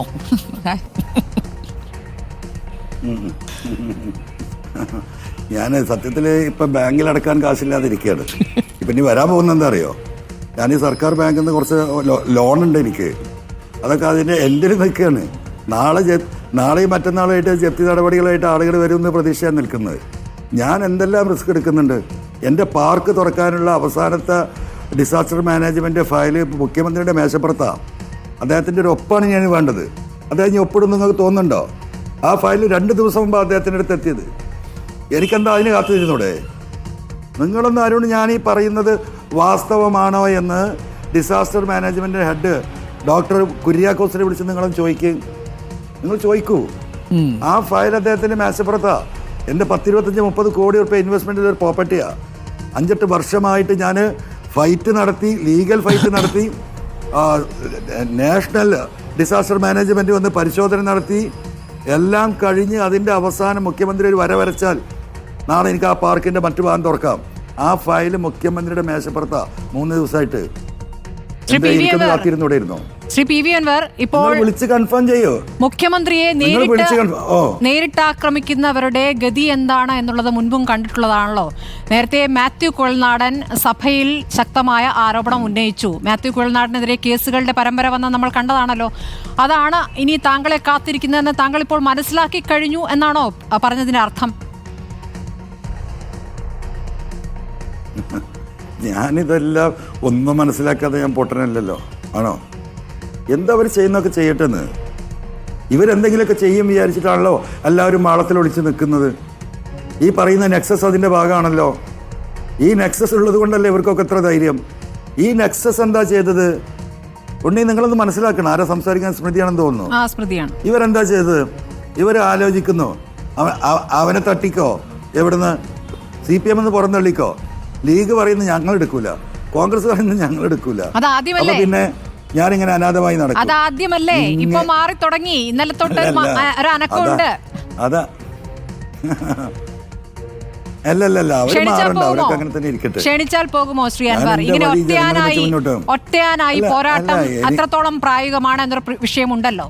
ഇപ്പോൾ കോൺഗ്രസ് ക്ഷണിക്കുകയാണെങ്കിൽ താങ്കൾ ഖേദപ്രകടനം നടത്തിയ സ്ഥിതിക്ക് വാതിൽ തുറന്നിടുന്നു എന്ന സൂചന ഇതിനകം സുധാകരൻ നൽകി കഴിഞ്ഞു. നമുക്ക് തന്നെ പറഞ്ഞ ബൈറ്റിൽ പറയുന്നത് വാതിലുകളൊന്നും രാഷ്ട്രീയത്തിൽ അടച്ചിടാറില്ല. അതെ, അനഭമിതനല്ല താങ്കൾ എന്ന വാചകം കൂടി പറയുന്നുണ്ട് KPCC പ്രസിഡന്റ്. ഇനി VD സതീശന്റെ ഒരു പ്രതികരണം കൂടി ഇതിൽ വരാനുള്ളൂ. അത് മാത്രമാണ് ഇപ്പോൾ വരാതെ നിൽക്കുന്നത്. അതും കൂടെ വന്നു കഴിഞ്ഞാൽ ഒരു പക്ഷേ വാതിൽ തുറക്കുമായിരിക്കും. അപ്പോൾ താങ്കൾ അത് വേണ്ട എന്ന് ഉറച്ചു പറയുന്നുണ്ടോ? ഞാൻ ഒരു വാതിലും മുട്ടാൻ ഉദ്ദേശിക്കുന്നില്ല. ഒരു വാതിലും പോയിട്ട് എന്നെ എടുക്കുമോ എന്നിട്ട്. ഈ നാട്ടിലൊരു പണ്ട് നിങ്ങളെ അറിയാമെന്നറിയില്ല, പണ്ട് അമ്മി കൊത്തുമായിരുന്നു. നമ്മുടെ അമ്മി ഈ ഒരു ഉളി വെച്ചിട്ട് കുത്തി അത് റഫാക്കുമായിരുന്നു. അന്നിങ്ങനെ വരും റോട്ടിലൂടെ തമിഴ്നാട്ടിലുള്ളവർ, അമ്മി കൊത്താനുണ്ടോ, അമ്മി കൊത്താനുണ്ടോ, അമ്മി കൊത്താനുണ്ടോ. ക്ഷണിച്ചാലോ? അപ്പോൾ ഞാനിതിങ്ങനെ പോയിട്ട് എന്നെ എടുക്കോ ചോദിക്കണോ? അല്ല, താങ്കൾ ചോദിക്കണ്ടേ? ക്ഷണിച്ചാലോ എന്താണ് മറുപടി? ക്ഷണിച്ചാൽ എന്തായിരിക്കും? അല്ല, അവർ ക്ഷണിച്ചോട്ടെ. നമ്മളൊക്കെ എത്ര കല്യാണത്തിന് ആളുകളൊന്ന് ക്ഷണിക്കുന്നത്, നമുക്ക് പോകാൻ കഴിയാറുണ്ടോ? കഴിയാറില്ലല്ലോ. ക്ഷണം നമ്മൾ സന്തോഷപൂർവ്വം അവരെ അപ്രീഷിയേറ്റ് ചെയ്യും, അത്രേ ഉള്ളൂ. ശ്രീ പി വി അൻവർ, ഒരു ഒറ്റ കാര്യം സ്ട്രെയിറ്റ് ആയിട്ട് ചോദിക്കട്ടെ. അങ്ങിപ്പോൾ ശരിക്കും LDF ഉണ്ടോ? അങ്ങ് പാർലമെന്ററി പാർട്ടി യോഗത്തിൽ പങ്കെടുക്കുന്നില്ല എന്ന് പറഞ്ഞു. ഇന്ന് രാവിലെ LDF കൺവീനർ TP രാമകൃഷ്ണൻ പറഞ്ഞത് അത് അങ്ങാണ് തീരുമാനിച്ചത്. ഇപ്പോഴും അങ്ങ് CPM പാർലമെന്ററി പാർട്ടി അംഗം എന്ന നിലയിൽ സാങ്കേതികമായി തുടരുകയാണ്. ഇന്ന് ഉച്ചയ്ക്ക് പോളിറ്റ് ബ്യൂറോ യോഗത്തിനു ശേഷം ഡൽഹിയിൽ ഗോവിന്ദ മാഷ് വാർത്താ സമ്മേളനം നടത്തുകയും ചെയ്യുന്നുണ്ട്. ഇപ്പോൾ ഈ സമയത്ത് താങ്കൾ CPM പാർലമെന്ററി പാർട്ടി അംഗമായി ഇടതുപക്ഷത്ത് LDF മുന്നണിയിലുണ്ടോ? ഞാനിപ്പോൾ ഉണ്ടല്ലോ. എന്നെ പുറത്താക്കിയതായിട്ട് എനിക്ക് കത്ത് കിട്ടിയിട്ടില്ല. പാർലമെന്ററി പാർട്ടി യോഗത്തിൽ പങ്കെടുക്കണമെന്ന് LDF കൺവീനർ പറഞ്ഞാൽ ഞാൻ പങ്കെടുക്കും. അതിനെന്താ തർക്കം? ഞാൻ പങ്കെടുക്കും. ശ്രീ PV അൻവർ, ഇന്ന് വൈകുന്നേരം ഒരിക്കൽ കൂടി താങ്കൾക്ക് ഒരു വാർത്താ സമ്മേളനം നടത്തേണ്ടി വരുന്ന സാഹചര്യം ഉണ്ടാകുമെന്ന് ആന്റിസിപ്പേറ്റ് ചെയ്യുന്നുണ്ടോ? ചോദിക്കാൻ കാരണം, ഇന്നിപ്പോൾ രാവിലെ ഞങ്ങളുടെ പ്രതിനിധി MV ഗോവിന്ദ മാസ്റ്ററെ കേരള ഹൗസിൽ നിന്ന് കണ്ടിരുന്നു. അപ്പോൾ അദ്ദേഹം വളരെ ക്ഷുഭിതനായിരുന്നു. താങ്കളുടെ സംബന്ധിച്ച ചോദ്യങ്ങളോടൊന്നും പ്രതികരിക്കാതെ മാറി. എന്നിട്ട് അദ്ദേഹം ഉറപ്പിച്ചു പറഞ്ഞൊരു കാര്യമുണ്ട്, ഉച്ചയ്ക്ക് ശേഷം വാർത്താ സമ്മേളനം നടത്തുന്നുണ്ട് എന്നാണ്. അത് PV അൻവറുമായി ബന്ധപ്പെട്ട ചോദ്യം ചോദിക്കുമ്പോഴാണ് പറഞ്ഞത് ഉച്ചയ്ക്ക് ശേഷം വാർത്താ സമ്മേളനം നടത്തുന്നുണ്ട് എന്ന്. ഇന്നിപ്പോൾ അടിയന്തരമായി ഒരു വാർത്താ സമ്മേളനം നടത്തേണ്ട ആവശ്യമൊന്നും CPM ഇല്ല, PV അൻവർ എന്ന വിഷയമല്ലാതെ. അപ്പോൾ സ്വാഭാവികമായിട്ടും താങ്കളെ ലക്ഷ്യം വെച്ചുള്ളൊരു വാർത്താ സമ്മേളനമാണ് ഞങ്ങൾ എല്ലാവരും പ്രതീക്ഷിക്കുന്നത്. അങ്ങനെയാണെങ്കിൽ ഒരു നടപടിക്കുള്ള സാധ്യത കാണുന്നുണ്ട്. പ്രത്യേകിച്ച് ഇന്ന് PV ഒക്കെ യോഗം ചേരുന്നുണ്ട്. ഇന്ന് വൈകുന്നേരം വീണ്ടും താങ്കൾക്ക് മാധ്യമങ്ങളെ കാണേണ്ടി വരുന്നൊരു സാഹചര്യം ഉണ്ടാകുമോ? എനിക്കറിയില്ല, ഞാനെപ്പറ്റി ആലോചിക്കുന്നില്ല. ഞാനതിനൊക്കെ വെപ്രാളപ്പെടുന്നത്. ഞാനിപ്പോൾ ഈ പറഞ്ഞില്ലേ, നിങ്ങൾ ഈ പറയുന്ന റിപ്പോർട്ടുകൾ പോലും എനിക്ക് കാണാൻ കഴിയുന്നില്ല. ഞാൻ എൻ്റെ ജോലി തുടർന്നുകൊണ്ടേ ഇരിക്കുകയാണ്.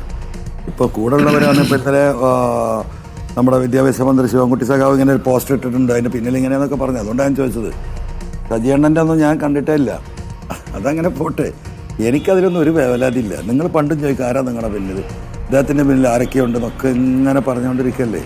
ഞാൻ ഒരാളെയും ഇതിലേക്ക് ഈ വിഷയവുമായി ബന്ധപ്പെട്ട് ഞാൻ സംസാരിച്ചിട്ടില്ല, ഒരാളുടെയും പിന്തുണ തേടിയിട്ടില്ല. ഞാൻ ഈ ഒരു സാധാ സീതാ മനുഷ്യനായിട്ട് എൻ്റെ അഭിപ്രായം തുറന്നു പറഞ്ഞു. അത് സ്വീകരിക്കുന്നവരും അതിനോട് യോജിക്കുന്നവരുമായി യോജിച്ച് മുന്നോട്ട് പോകും, അത്രേ ഉള്ളൂ. ഈ ക്രമസമാധാന ചുമതലയിൽ നിന്ന് ADGP MR അജിത് കുമാറിനെ മാറ്റിയാൽ അങ്ങ് ഈ യുദ്ധം അവസാനിപ്പിക്കുമോ താൽക്കാലികമായി? ഒരിക്കലും അവസാനിപ്പിക്കില്ല. ഡിസ്മിസ് ചെയ്യണം, അവനെ ഡിസ്മിസ് ചെയ്യണം. മാറ്റി നിർത്തുന്ന ആദ്യത്തെ 15 ദിവസം ഞാൻ അഗ്രി ചെയ്തിരുന്നു. പക്ഷേ ഈ കേസുകൾ വളച്ച് തിരിച്ച് കൊണ്ടുവന്ന് കണ്ടപ്പോഴേ ഞാൻ അന്ന് പറഞ്ഞതാണ് അദ്ദേഹത്തെ. കാരണം അന്ന് ഒരു മാസം കഴിഞ്ഞിട്ട് അന്വേഷണം കഴിയട്ടെ എന്ന് പറഞ്ഞ് ഞാൻ ആദ്യ ഘട്ടത്തിൽ അംഗീകരിച്ചതാണ്. പക്ഷേ കേസുകൾ ഇത് അന്വേഷണം വളഞ്ഞ വഴിയിൽ പോകുമ്പോൾ ഞാൻ പറഞ്ഞ അയാളത്തെ മാറ്റി നിർത്തണമെന്ന്. പിന്നെ ഞാൻ പറഞ്ഞു സസ്പെൻഡ് ചെയ്യണമെന്ന് പറഞ്ഞു. ഇത്രയും കാര്യങ്ങൾ എത്തിയിട്ട് ഞാൻ പറയുന്നു അദ്ദേഹം പോലീസ് സേനയിൽ ഉണ്ടാകാൻ പാടില്ല, ഡിസ്മിസ് ചെയ്യപ്പെടേണ്ട വ്യക്തിയാണ്. അദ്ദേഹത്തിൻ്റെ കച്ചവടം ഏർപ്പാടുമായിട്ട് പോയിക്കോട്ടെ. ഇതിലേറെ വലിയ വരുമാനം കിട്ടുന്നുണ്ടല്ലോ, ഇപ്പോൾ ഓൾറെഡി തന്നെ ഉണ്ടല്ലോ, കോടികളുടെ സമ്പാദ്യം ഉണ്ടല്ലോ. പിന്നെ എന്തിനാ അതിൽ കടിച്ചു തൂങ്ങി നിൽക്കുന്നത്? അവനെ ഡിസ്മിസ് ചെയ്ത് വിടണം. Is A notorious criminal. അതിലെനിക്ക് ഒരു ഡൗട്ടും ഇല്ല. ശ്രീ PV അൻവർ, താങ്കൾക്ക് ഡൗട്ടില്ല എന്ന് പറഞ്ഞതുകൊണ്ട് കേന്ദ്ര സർവീസിലിരിക്കുന്ന ADGP റാങ്കിലുള്ള ഒരു ഓഫീസറെ പിരിച്ചുവിടാൻ അങ്ങ് കഴിയുമോ? മുഖ്യമന്ത്രിക്ക് പോലും കഴിയില്ല. അതിന് അതിൻ്റെതായ നടപടിക്രമങ്ങളുണ്ട്. അന്വേഷണം നടക്കണം. ADGP MR അജിത് കുമാർ കുറ്റക്കാരനാണ് എന്നുള്ളത് തെളിയണം. ഇപ്പോൾ നടക്കുന്ന പ്രാഥമിക അന്വേഷണത്തിൽ പോലും തെളിവ് ശേഖരണത്തിലൂടെ ഒന്നിലേക്കും എത്തില്ല എന്ന് താങ്കൾ തന്നെ പറയുന്നു. പിന്നെ എങ്ങനെയാണ് സസ്പെൻഡ് ചെയ്യാൻ പോലും കഴിയില്ല? അന്വേഷണത്തിൽ തെളിയാതെ സസ്പെൻഡ് ചെയ്യാൻ പോലും കഴിയില്ല. അപ്പോഴാണ് താങ്കൾ ഡിസ്മിസൽ എന്ന് പറയുന്നത്. MR അജിത് കുമാറിനെ താങ്കൾ പറയുന്നത് അനുസരിച്ചാണെങ്കിൽ, താങ്കൾ ഇതുവരെ പറഞ്ഞ കാര്യങ്ങൾ പൂർണ്ണമായും വിശ്വാസത്തിലെടുത്തുകൊണ്ടാണ് ഞാൻ പറയുന്നത്, ഇങ്ങനെയൊക്കെ പോകുമ്പോൾ എങ്ങനെയാണ് MR അജിത് കുമാറിനെ ഡിസ്മിസ് ചെയ്യണമെന്ന് താങ്കൾ ആവശ്യപ്പെടാൻ തന്നെ താങ്കൾക്ക് കഴിയുന്നത്? നടക്കാൻ പോകുന്നില്ല എന്നുള്ളത് താങ്കൾക്ക് തന്നെ അറിയാവുന്ന കാര്യമല്ലേ? അല്ല, അത് വാസ്തവമാണ്. കാര്യം ഡിസ്മിസ് ചെയ്യണമെങ്കിൽ ആക്ഷൻ വേണം, ആദ്യം സസ്പെൻഡ് ചെയ്യണം, അന്വേഷണം നടക്കണം. ഇതൊന്നും നടക്കില്ലല്ലോ. അപ്പം ഇനി എത്രയും പെട്ടെന്ന് DGP സ്ഥാനത്തുനിന്ന് ഇദ്ദേഹത്തെ മാറ്റിയിട്ട് ആ സ്ഥാനം ഇദ്ദേഹത്തിന് കൊടുക്കുകയാണെങ്കിൽ ഏറ്റവും നല്ലത്. അതാണ് ഞാൻ ചെയ്യേണ്ടത്. സസ്പെൻഡ് ചെയ്യാനും പറ്റില്ല, ഡിസ്മിസ് ചെയ്യാനും പറ്റില്ല, അന്വേഷണം നടത്താനും പറ്റില്ല, മാറ്റി നിർത്താനും കഴിയില്ല. കാരണം അദ്ദേഹം ഇല്ലെങ്കിൽ കേരളത്തിലെ പോലീസ് സേന പൊളിഞ്ഞു പോവുകയാണ്. ഒരു സംഗതി നടക്കില്ല കേരളത്തിൽ അജിത് കുമാർ ഇല്ലെങ്കിൽ. പിന്നെ എന്തിനാണ് അവിടെ ഒരു DGP അദ്ദേഹത്തെ മാറ്റിയിട്ട് എല്ലാ കഴിവുകളുള്ള അദ്ദേഹത്തെ DGP ഏൽപ്പിച്ചു കൊടുക്കാൻ അടിയന്തരമായിട്ട് മന്ത്രിസഭാ സമ്മേളനം ചേർന്ന് അങ്ങനെ തീരുമാനം എടുത്തോട്ടെ. ശ്രീ PV അൻവർ, അങ്ങ് പറഞ്ഞത് CPM സംസ്ഥാന സെക്രട്ടറിക്ക് അഭിപ്രായ സ്വാതന്ത്ര്യമില്ല, അദ്ദേഹവും നിസ്സഹായ അവസ്ഥയിലാണ്, CPM-ലെ നേതാക്കൾക്ക് കൂച്ചുവിലങ്ങിട്ടിരിക്കുന്നു, കോടിയേരി ബാലകൃഷ്ണൻ സഖാവ് ഉണ്ടായിരുന്നെങ്കിൽ എനിക്കിങ്ങനെ മൈക്കും വെച്ച് വന്ന് ഇത് പറയേണ്ടി വരുന്നൊരു സാഹചര്യം ഉണ്ടാവില്ലായിരുന്നു എന്നങ്ങ് പറയുന്നുണ്ട്. കോടിയേരിയിൽ നിന്ന് ഗോവിന്ദൻ മാഷിലേക്കുള്ള മാറ്റം, ആ മാറ്റത്തിൻ്റെ കാരണക്കാരനാരാണ്, അത് എന്താണ് എന്നാണ് അങ്ങ് ഉദ്ദേശിച്ചത്?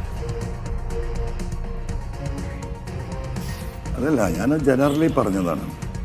ഞാൻ ഗോവിന്ദ മാഷെ സംബന്ധിച്ച് അദ്ദേഹം വ്യക്തിപരമായി കഴിവ് കെട്ടവനാണ് എന്ന അർത്ഥത്തിൽ ഒരിക്കലും അത് പറഞ്ഞതല്ല. ഓരോ സഖാവിനും അവൻ്റേതായിട്ടുള്ള കഴിവുകളുണ്ട്.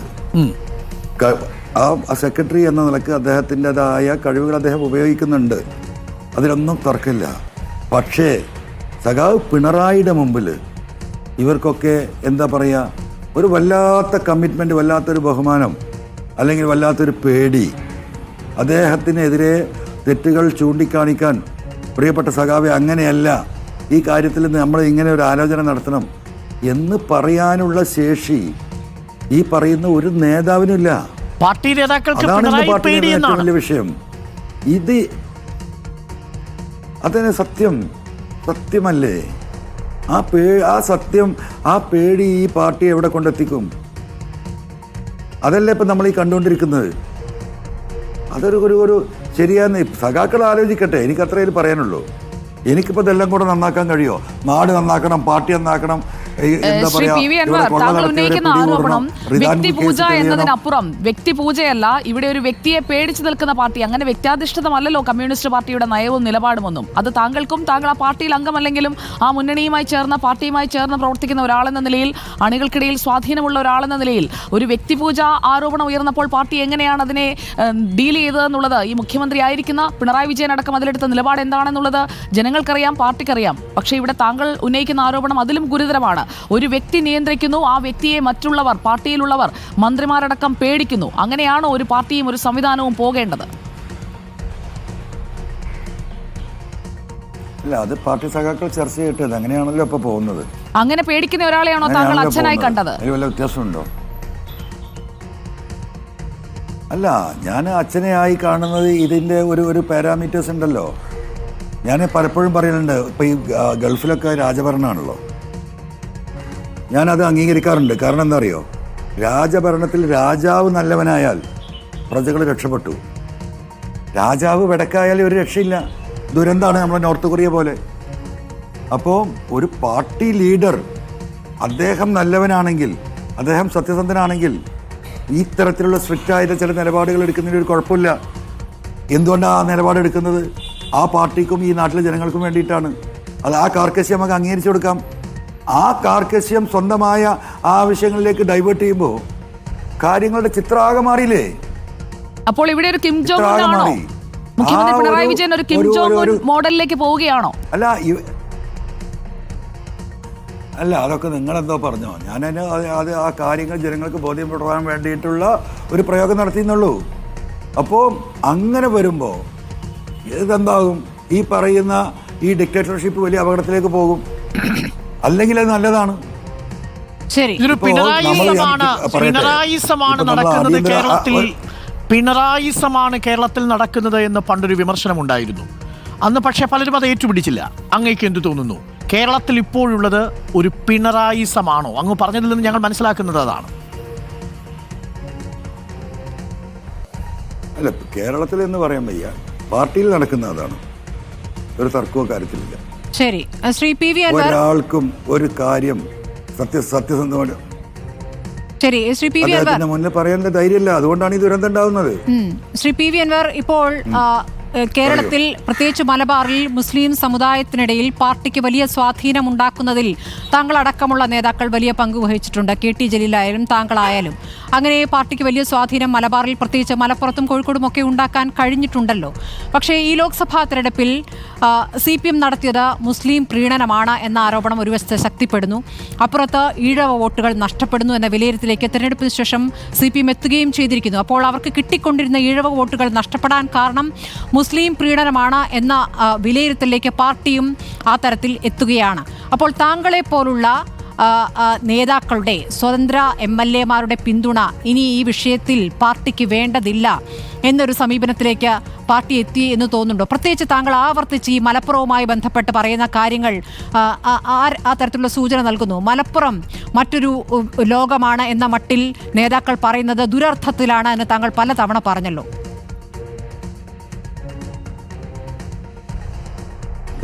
അങ്ങനെ വേണ്ട, അങ്ങനെയൊക്കെ ഒരു തീരുമാനം കമ്മ്യൂണിസ്റ്റ് പാർട്ടിക്ക് എടുക്കാൻ കഴിയും. ഒരു സമുദായം വേണ്ട എന്നുള്ളത്. എല്ലാ സമുദായത്തിനും വേണ്ടി പോരാടുന്ന, അവരുടെ നിലനിൽപ്പിന് വേണ്ടിയിട്ട്, അവരുടെ സ്വാതന്ത്ര്യത്തിന് വേണ്ടിയിട്ട്, അവരുടെ സുരക്ഷയ്ക്ക് വേണ്ടിയിട്ട് പോരാടുന്ന പാർട്ടിയാണ് കമ്മ്യൂണിസ്റ്റ് പാർട്ടി.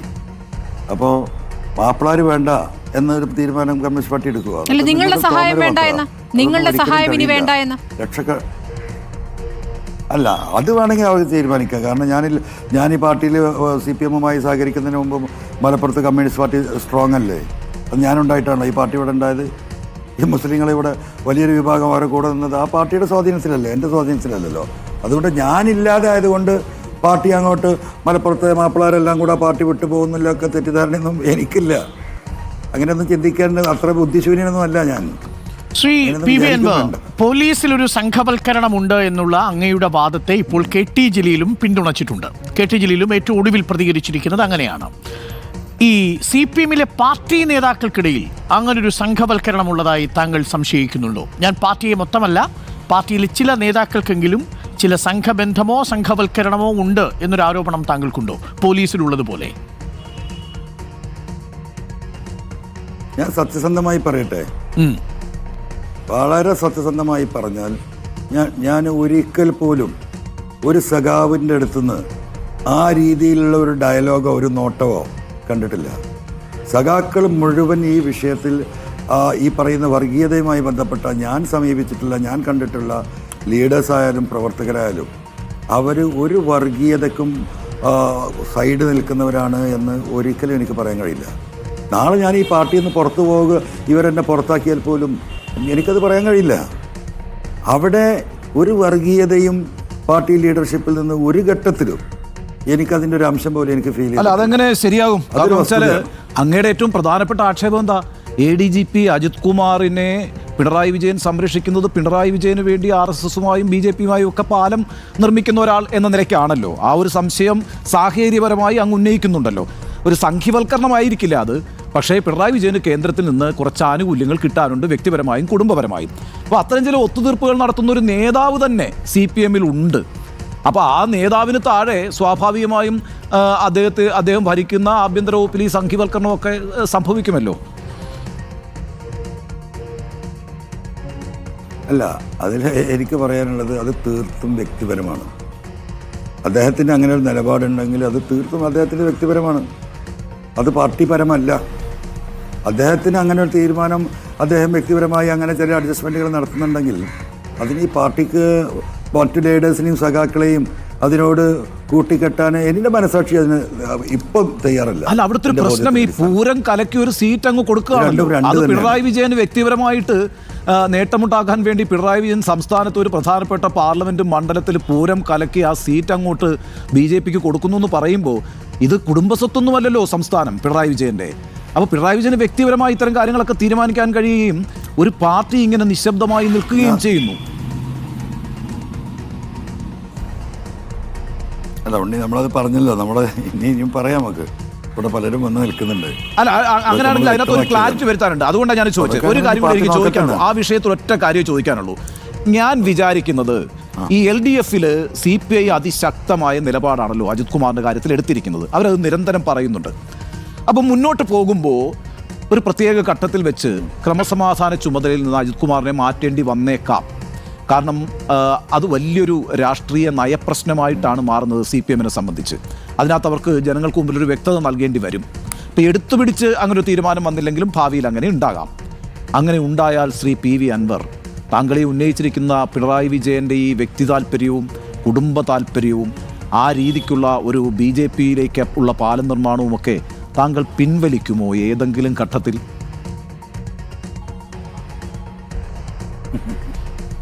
എന്ത് പറയാനാ, ഇദ്ദേഹത്തെ ഇപ്പൊ ഉണ്ണി പറഞ്ഞ അദ്ദേഹത്തെ മാറ്റി നിർത്തുന്നല്ലേ ADGP സ്ഥാനത്ത് നിന്ന്. കാര്യം അല്ല, മാറ്റി നിർത്തേണ്ടി വരാം. കാരണം LDFൽ ഒരു പ്രധാനപ്പെട്ട അതെ അല്ലല്ല അതെ, അപ്പോഴേക്കിപ്പോൾ ഒരു മാസമായല്ലോ, അന്വേഷണ റിപ്പോർട്ട് വരട്ടെ പറഞ്ഞത്. ഇനി അന്വേഷണ റിപ്പോർട്ട് വന്ന് അദ്ദേഹത്തെ മാറ്റി നിർത്തി എന്താ കാര്യം ഉണ്ണി? അദ്ദേഹത്തെ സസ്പെൻഡ് ചെയ്ത് അദ്ദേഹം ആ PHQയുടെ പോലീസ് ഹെഡ്ക്വാർട്ടേഴ്സിലേക്ക് അത് കയറാൻ പാടില്ല. അദ്ദേഹത്തിൻ്റെ എല്ലാ ഔദ്യോഗിക ടെലിഫോണും മെയിലും ഒക്കെ ഇവിടെ മാറ്റി വെച്ച് അദ്ദേഹത്തെ സസ്പെൻഡ് ചെയ്ത് മാറ്റി നിർത്തണം.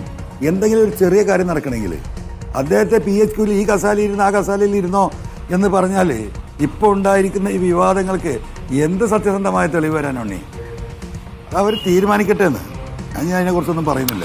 ശ്രീ PV അൻവർ, അറിയില്ലേ, എനിക്ക് തോന്നുന്നു നമ്മൾ ദീർഘനേരമായി സംസാരിച്ചു. ഏകദേശം 2 മണിക്കൂറോളം നമ്മൾ സംസാരിച്ചു. ഏകദേശം ഇന്നലെ അങ്ങ് നടത്തിയ പത്രസമ്മേളനത്തിൽ അത്രയും ദൈർഘ്യമുണ്ട്.